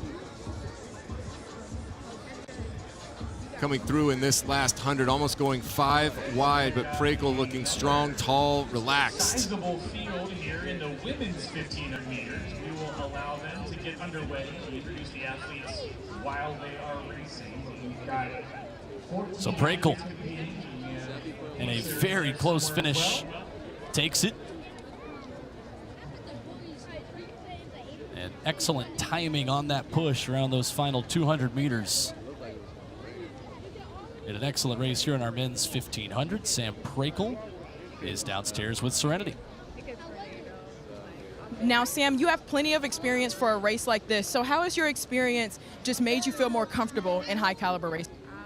I think just knowing that if I just move at the right time, I'll have a shot to win. I just want to put myself in position with 300 to go and slowly just stalk the lead and save a card with 80 to go. And I think just knowing that my speed's coming around gave me some confidence the last 80. And you've spoken about focusing more on yourself this year. What does that look like for you? Just going into the race, trusting my training, knowing I can compete with anyone, and if I just move with confidence in the race, that I'll be happy with the effort. You basically matched your season 5 out here today. Are you happy with the race? Yeah, I mean, we didn't know if the race would go fast or not, and I think I just wanted to kind of not worry about time too much and focus on winning and competing, because that's what's going to matter at the trials. And good luck at the trials. Congrats. Thank you. Will?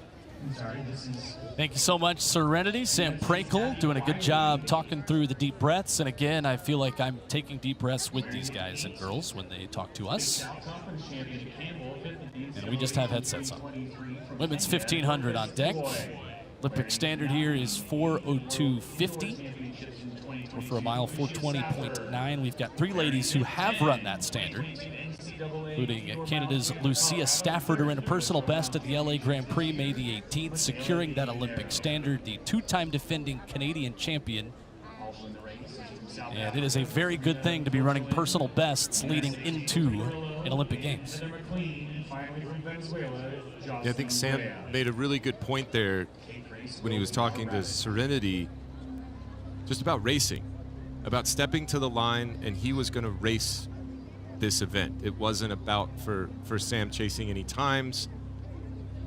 It was about getting in, staying in the right position, and making the move when he needs to. And this women's field is chock full of savvy racers.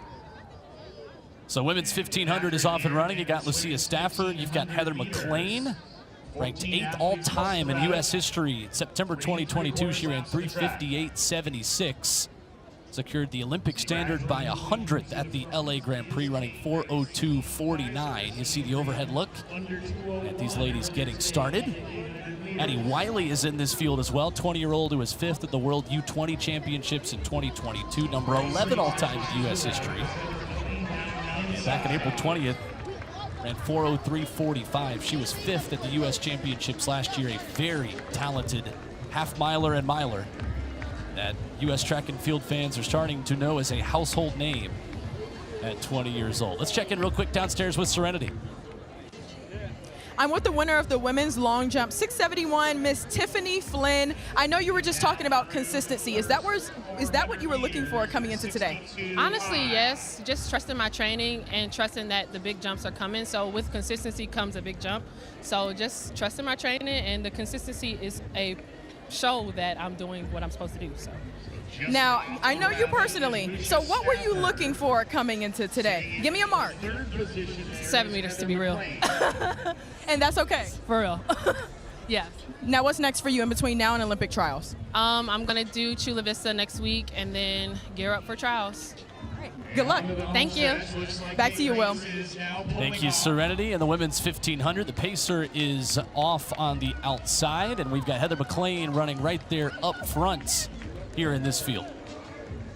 That pacer was Kate Grace, who just clocked around 2 minutes in the 800 earlier this evening, doing double duty, maybe getting a little bit of a workout right here, trying to pull these women along. Went through that first 300, 46.04, 67.09. McLean and Stafford there leading proceedings.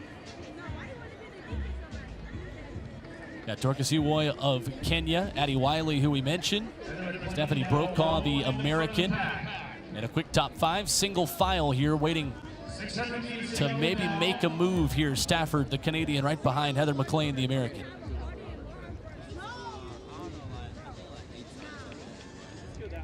Heather looks relaxed, confident, bouncy, really comfortable as Addie Wiley starting to make a move into the top 3, find a position before they come into the turn. Simultaneously, we get to see one of the best athletes in the world, Anna Hall, on her attempt in the high jump right there. So Wiley on the outside, Stafford there with Heather McLean, who's got the Olympic standard. These 3 out in front all have that Olympic standard. Addie Wiley, who ran a personal best last September in Belgium at 3:59.17. 2 of the best in U.S. history are side by side, and McLean and Wiley with a 2-time defending Canadian champion. Stafford still running very quickly in there as well. She was at the World Championships last year in Budapest, and this top 3 keeps changing order. Addie Wiley now in front. Stafford says, don't forget about me. McLean rounding out a very quick top 3. Let's see if the lead changes once again here in these final 100 meters. Wiley taking a peek up with a clock. The final 100 in this women's 1500. Stafford swinging to the outside. The legs turn, the arms come forward, and Stafford, the grimace on her face, has got maybe a half a step. McLean there too. To the line they go, and it's tight. Too close to call. Stafford and McLean just kept trading the lead all the way down to the final meter. And it is Heather McLean, 4:02.64. Lucia Stafford, 4:02.65. Well, I think we had about 7 lead changes in the final 250 meters. The 3 that were the class of the field all playing their cards. Back and forth and back and forth. And it was Heather McLean to play that final card right at the very end. You can see she's being so patient. A lot of athletes would tie up right here, but she just bides her time. Knows Wiley's not going to give up the inside. Sneaks onto that outside shoulder to just get Stafford at the line. Wow. And is as close as it gets as you look at this finish again. Lead changing 3 times in maybe the last 30 meters. My goodness. But these are the kind of reps that matter. These are the kinds of races you have to find yourself in. You have to stick your nose in, because this is exactly what they're going to experience. Stafford at her trials, and both Heather and Addie at the U.S. Olympic trials in late June. You got to know what it feels like to be in the depths, fatigued, hurting, burning, and still have to go for it. And Serenity Douglas is downstairs with our winner. Over 200 meters. Ladies and gentlemen, Gwen Torrance. Competitiveness that this women's 1500 has. Yeah, I mean, Addie and Lou are amazing competitors, and I'm so lucky to be lining up with them every time that I get to, and I know we compete well against each other, so I'm just fortunate to be out there. And the women's middle distance running is skyrocketing, so it's nice to be with some of the best in the world as well, so yeah. And you are an experienced runner, so can you tell us about what was your race strategy coming in? It was a little bit windy for you guys as well. Yeah, I just wanted to work on being competitive and putting myself in it. Actually, I forgot who was watching, but somebody was saying, like, this athlete, even when they get past towards the end, they try to never give up. So I really tried to channel that today, because I did get past, and I was like, okay, you know what? I still got a chance to bring it back, so I was happy I was able to. And that's a great mindset to have. What's next between now and Olympic trials? I'm racing in 800 next week at Adrian Martinez Classic, so I'm excited to get some speed under me before the trials. Are you going to try to do both for Olympic trials? I don't know. I don't think so, but you never know. Thank you. Congrats. Thank you so much. Will. Thank you, Serenity. As we continue here from the Edwin Moses Legends Meet, we are a half hour away from Sydney McLaughlin, and we go back to the sprints with the 200 coming up next.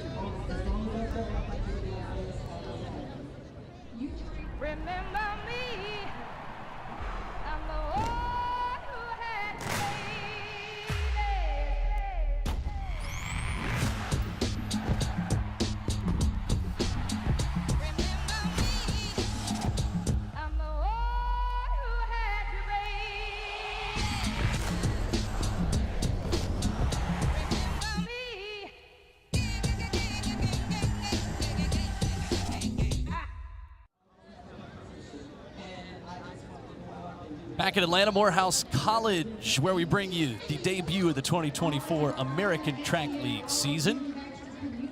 Two-time world champion Trey Hardy. Got another Texas Longhorn down on the field in Serenity Douglas. I finished 150th at my first race in cross country at the other UT at Tennessee. You don't want to hear about that. I'm Will Bowling. This is the women's high jump that continues. A track fan is a track fan. Doesn't matter where you started or what you did. It is the pinnacle of human performance. And it doesn't matter how fast you run, how far you jump, how high you jump. You understand how special it is to watch some of these athletes do what they do. Bar at 1.81 m, that was Jamari Drake, former Georgia Bulldog. Got a lot of those here in Atlanta tonight. As that competition continues, there is Vashti Cunningham. And there is the start list for the women's 200. Tamari Davis, 21-year-old who has already achieved so much. Gold in Budapest with the U.S. 4x1. Was at the World Relays with the United States earlier this month. Third at the U.S. Championships last year. 9th in the world final. And she'll have the now Canadian record holder at 100, Andrea Leduc, to her outside. Davis is in lane number 5. Olympic standard 22:57, the mark that these ladies are gunning for. Lead start as we watch Tamari Davis run in lane number 5 here right in the middle of your screen, and it is an excellent start for the decorated U.S. superstar sprinter. With Leduc to her outside, it's Tamari Davis stepping away from the field, trying to hold off the Canadian to her right. They continue stride for stride. Leduc making up ground, and Leduc will take it.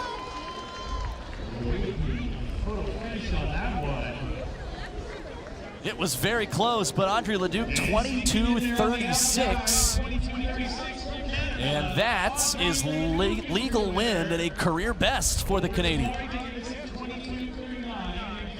I think that face says it all right there. What a battle. Very rarely do you have athletes like that in a 200-meter dash, stride for stride in the entire last 100. Neither athlete giving an inch.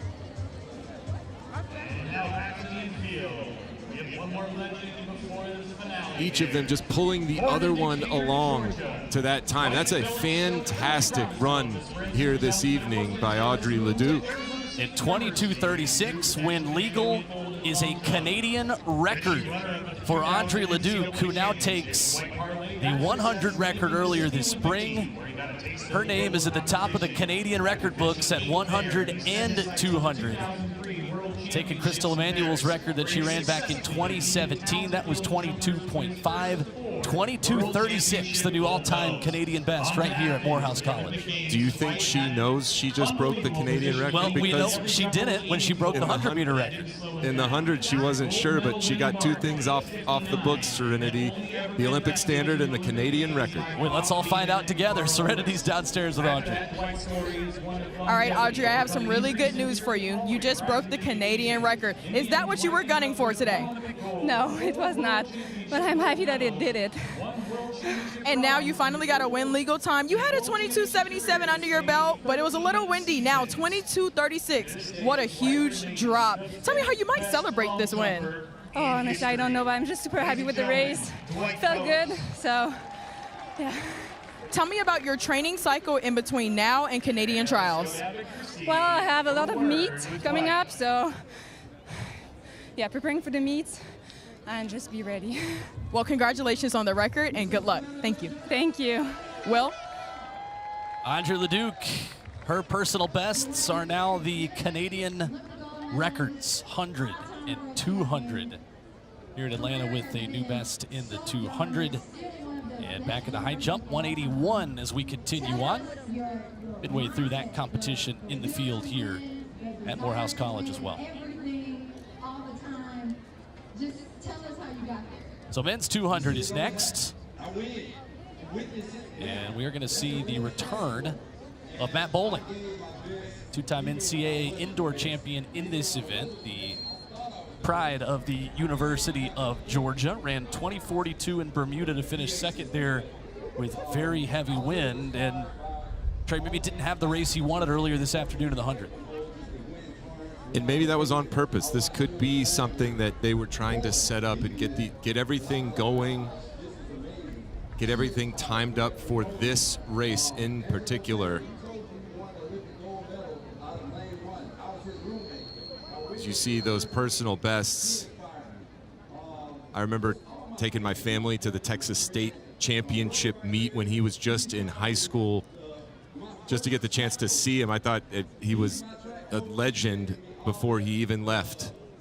Ended up having a fantastic career in Georgia, started to run more 400s, getting that speed, endurance, and this is kind of the sweet spot for him. Dropping down from the 400s, able to put a little more heat, a little more speed into the turns. We'll see what he can come up with. And to answer everyone's next question, no, we're not related. He is, though, one of the few bowlings that actually spells it the way I do. There's no W in there like the sport.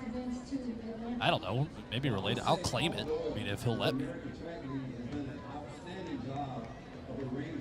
We'll have to get you out on the track tomorrow and run a 100 and then run a 200 and just compare times. As long as we put all these really nice cameras away, then maybe. I would be fine with that, but not even a phone will be allowed to watch my hamstrings just pop. Terrence Laird is going to be in lane 6. Christian Miller, outstanding. 18-year-old who is ranked #1 in the world at 100.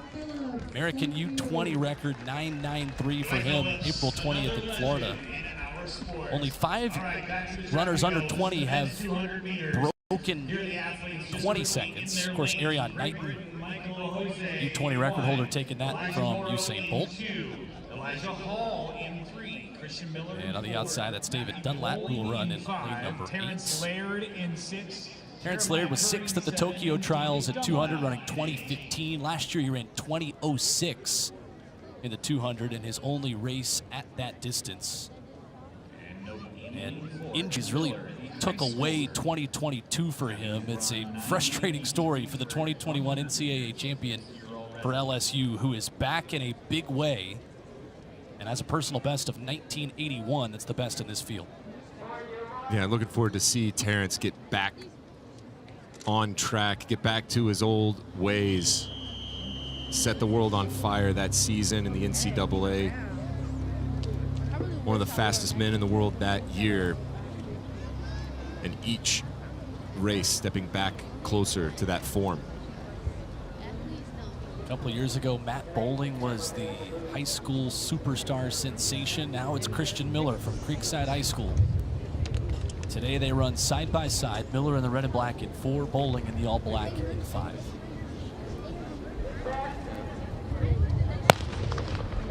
Clean start, even across the board. Matt Bowling out well running in lane number 5. Christian Miller is stride for stride with him. Bowling making up the stagger on Laird to his outside, but it's Miller who has the lead halfway home. There on the inside in lane 2, you've got Elijah Morrow. Miller stepping away. Here comes Laird on the outside, and Terrence Laird powerfully surges across the finish line, your winner.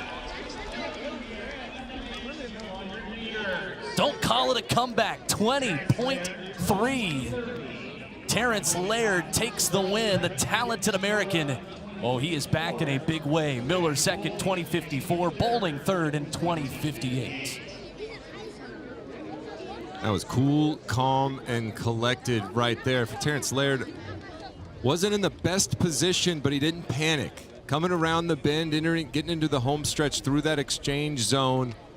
He could have tightened up. He could have panicked a little bit, but he stayed relaxed, stayed open, tall.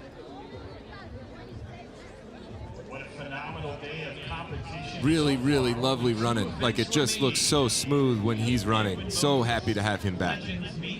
Results there, 20.3, just off the season best, but a win against a star-studded field that the 25-year-old American will certainly take. Terrence Laird, the former NCAA champion, getting back to form and taking the win here in Atlanta.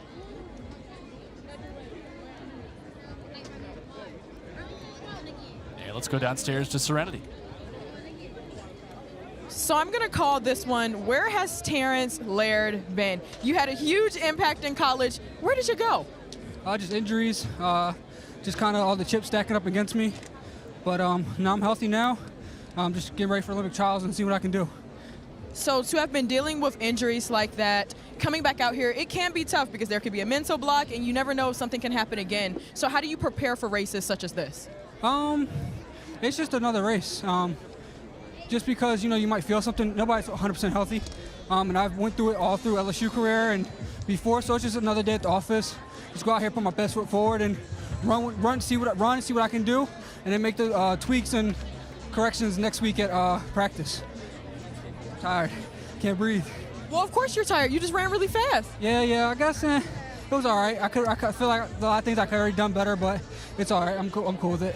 And you packed your bags. You're no longer in Baton Rouge. You are now training in LA. Who's your training group? What is it like? I'm by myself. I'm with Coach Darrell Smith, of Cal Poly Pomona. And we just kind of been just working on things where, you know, just getting stronger, focusing on a lot of things deficiencies I had, and just staying healthy is the hardest part. Just because of all the injuries I've had, just kind of just setbacks and everything. But we got a plan and it's going to come to fruition. Thank you. Congrats. Thank you. Well.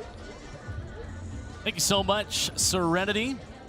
And that leaves us with what we might say Trey Hardy is the main event. I think that's a safe assumption. 400 hurdles are on deck. The men followed by the women. Sydney McLaughlin gets ready to run in 10 minutes.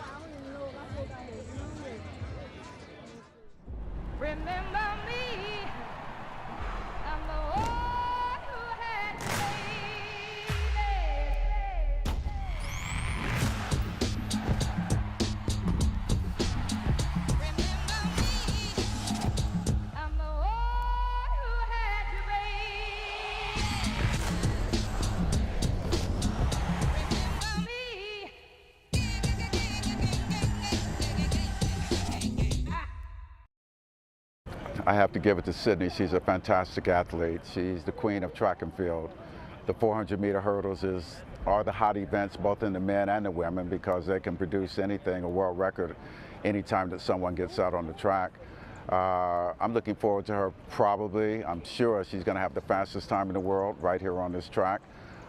She's already proven that she's in top condition, running a 22:07, 200 meters and 12:7 in the 100-meter hurdles. So she's going to be ready to go. I'm just proud to be able to host a fellow 400-meter hurdle world record holder and gold medalist here at Morehouse. From one U.S. 400-meter hurdles icon to another, Edwin Moses introducing Sydney McLaughlin. What do you think she's thinking about right now? Man, that's the million-dollar question, Will. I think that's what everybody wants to know in the track and field world from the outside looking in. Took a step away from the event. Okay. Has competed sparingly. heard through the grapevine, her coach, legendary Bobby Kersey, has said she is fit. And I don't know what that means. If he said that she's been fit in years past, and also that was right before she set those world records. So no matter what, we're in for a treat. She's run a blistering 200-meter dash, so we know that her speed is there. She's run a very quick 100-meter hurdle race, so we know that the technique and the form is there. But the 400-meter hurdles is a different kind of beast. It's not just speed and it's not just technique. There is strength and power and rhythm. All of those things have to come together for 400 meters and 10 hurdles in order to put something down that is worthy of that woman right there. Getting in the zone and getting ready for her race in the women's 400-meter hurdles. Top time of the world is 53.72. Sid takes the track in just about 10 minutes. Our only race left tonight is the race that Edwin Moses went unbeaten in for 10 years, winning 122 consecutive races, 107 of them finals from 1977 to 1987. There is just something about this event in U.S. track and field. Just hearing you say that, it doesn't sound real. I think for myself of this generation, we can only, ask people who were around what it was like to see that, what it was like to witness that. And a lot of times they say, well, imagine like Sydney. Imagine what Sydney is doing. Edwin did that. He broke the world record 4 times. No one could touch him. And you said 10 years. It was 9 years, 9 months, and 9 days. Oh, wow. Okay. Yep. One of those things that'll stick with you forever. Nearly 10 years. That's right. That's some trivia right there. And it's just really special that it's come all the way back around. And he's right. These are the 2 hottest events in track and field for that reason. Every time you get to a major championship final or have these stacked fields, you're looking at a possible world record. And on the men's side, this race has been a blast as well. Ry Benjamin, Carson Warholm, and Alison Dos Santos have had some battles, and this, ladies and gentlemen, today has a little bit of a different meaning. It is the $1 million race, and the $1 million would not just go to the man running 47.02. So that is the Edwin Moses time to beat, still the number 6 time ever in this event. Trey Hardy tonight, if somebody in this race runs 47.02 or better, they will get $900,000, and someone in the crowd will get $100,000. It's not a bad deal. That's really generous of you, Will, to offer up that $1 million of your own money. Just about to ask you if broadcasters counted, if we could put our names in the hat for this, but I'm thinking, unfortunately, that's probably not true.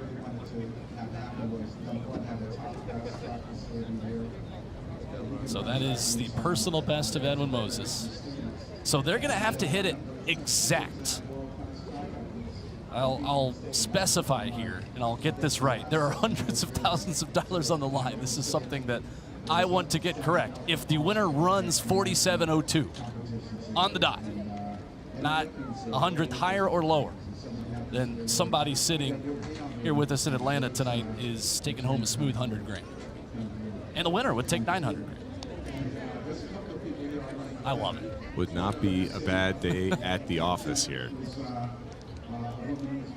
In the marquee event. So we've got an excellent field here in this men's 400-meter hurdles. The Olympic standard is 48.7. Last July, Khalifa Rosser of the United States ran 48.71. Ever so close to that mark. But he has broken in his career. 47.59 is his PB. He was 5th at the Eugene World Champs after a 3rd place finish at the U.S. Championships. Tells you again, too, just how loaded this event is on the men's and women's side for the United States. Audric Bailey is in here as well. Ran a personal best to finish 4th at the 2021 trials, 7th at the 2022 champs. The 30-year-old will be in lane number 5. World lead 46.63, belonging to Alison dos Santos. Yeah, it can't be understated what Karsten Warholm and Rai Benjamin have been able to do over the last 3 or 4 seasons, and just really open the floodgates of what's physically possible in this event. For the longest time, it was Edwin Moses, then Kevin Young, and those records stood for a really long time, and they seemed not quite unattainable, but just out of reach. And now, all of a sudden, we've got Dos Santos. We've got a whole slew of people worldwide that are running times now that would win medals in major global championships.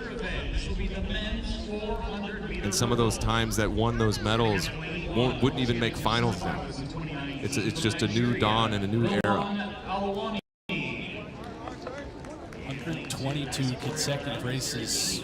This guy was not only a talented runner, he was a physics and industrial engineering major at Morehouse. That is not the easiest thing to study while you're running over hurdles and winning hundreds of races. Winning U.S. titles in 77, 79, 81, and 83. And then, let's go to physics and industrial engineering and learn about things that are way over most people's heads. Yeah, right there. The man he was hugging right there is the famous Bobby Kersey, coach of Sydney McLaughlin, coached Allison Felix toward the end of her career.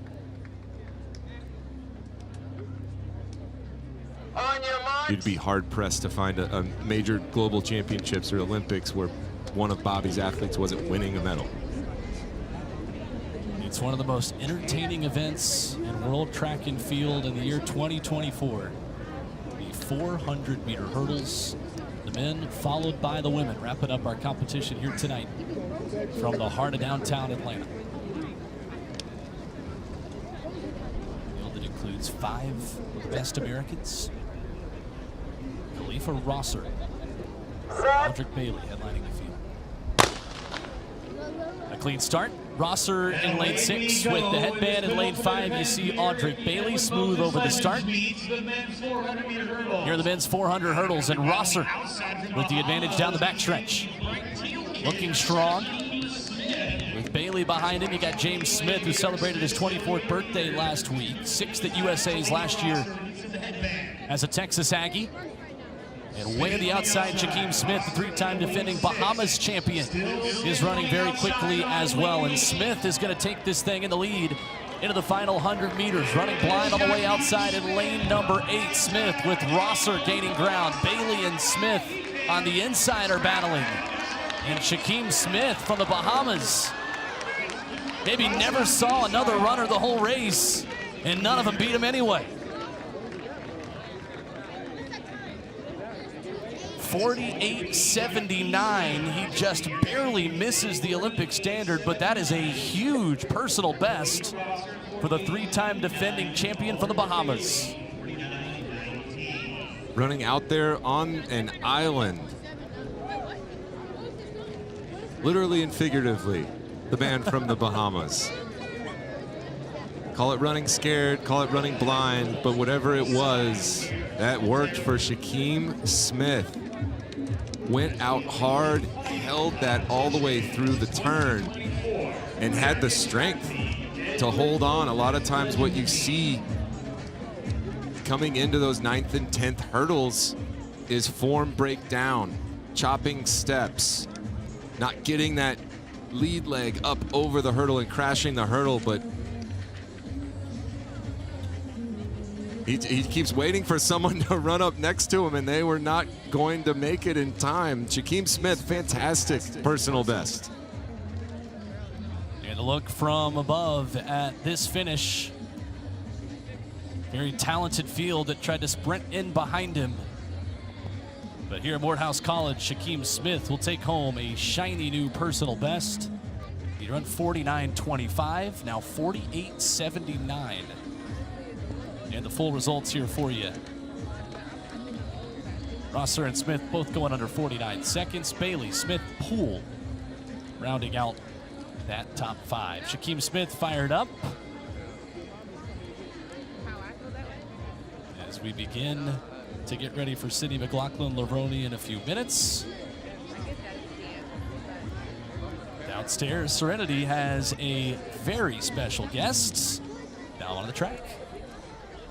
I do have a very special guest, Mr. Edwin Moses, the man, the myth, the legend. Now, you were just telling Shaquem, the winner of the 400 hurdles. I know that feeling. Do you miss it?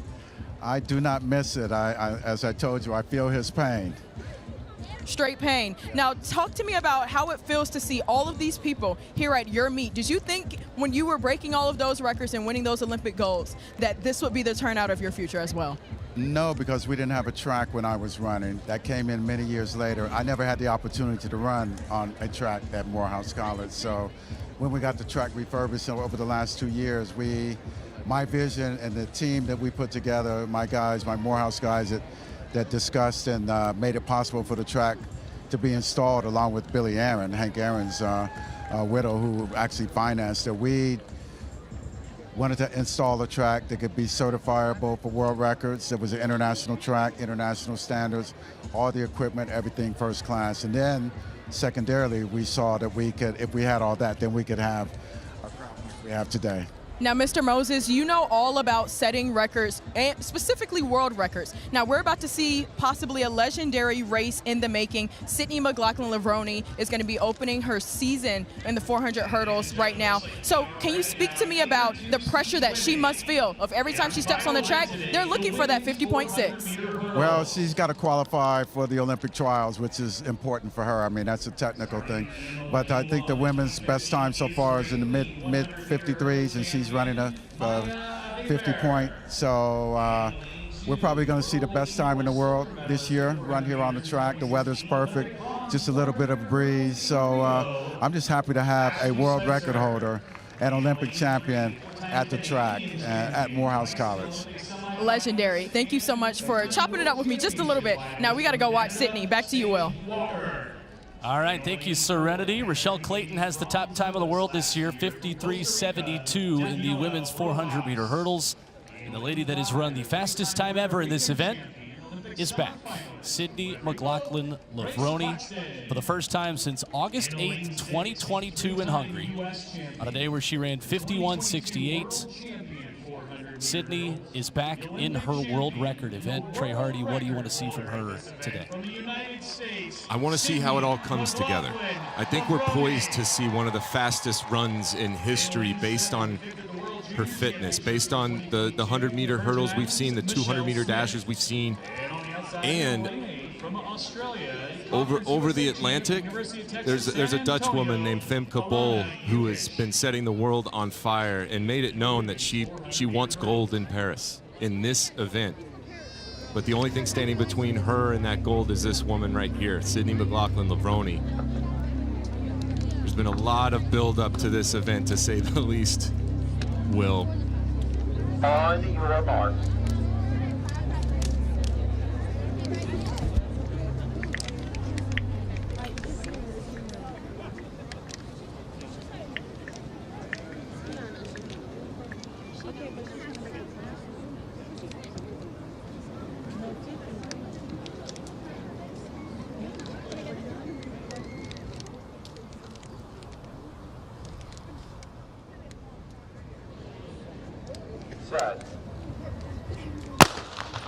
A clean started with that. Sydney McLaughlin-Levrone is back in her signature event over the first hurdle. The world record holder gets started around this track at Morehouse College in Atlanta. She got out really, really well. Not chopping her steps quite, but she's got lots of speed. She's trying to learn how to drive this new fast car. Coming around, looks smooth and in rhythm, is making up staggers and putting distance on the field at 200. A world record holder in our midst in Atlanta. Look at her go. Sydney McLaughlin-Levrone is back in a big way. The crowd at their feet. They're seeing a world record holder live in person. Her first 400 hurdles since August of 2022. It's going to be quick. The world record holder is here. Look out, world. Sydney's back. 52.7. And by over a second, the #1 time in the world in 2024. We knew we'd get a world lead. Barring tragedy, we knew it would be Sydney. That's about as easy and smooth and controlled as anyone has ever run any race. That was just butter.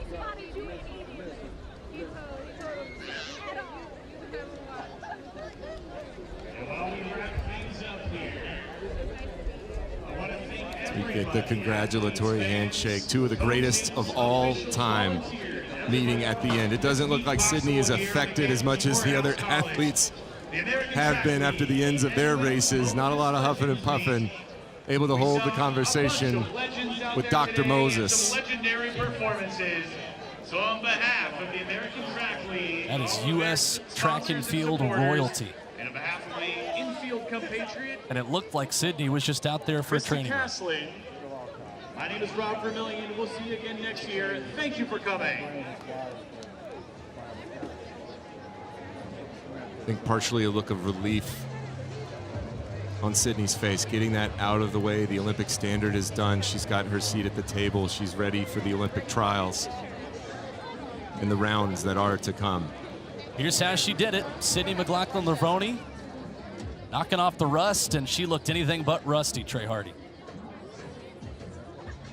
Yeah, entering the back stretch looked like just almost like not anxious, not out of sorts, but fast. Like almost too fast. It needs to be, the steps need to be on schedule and on rhythm.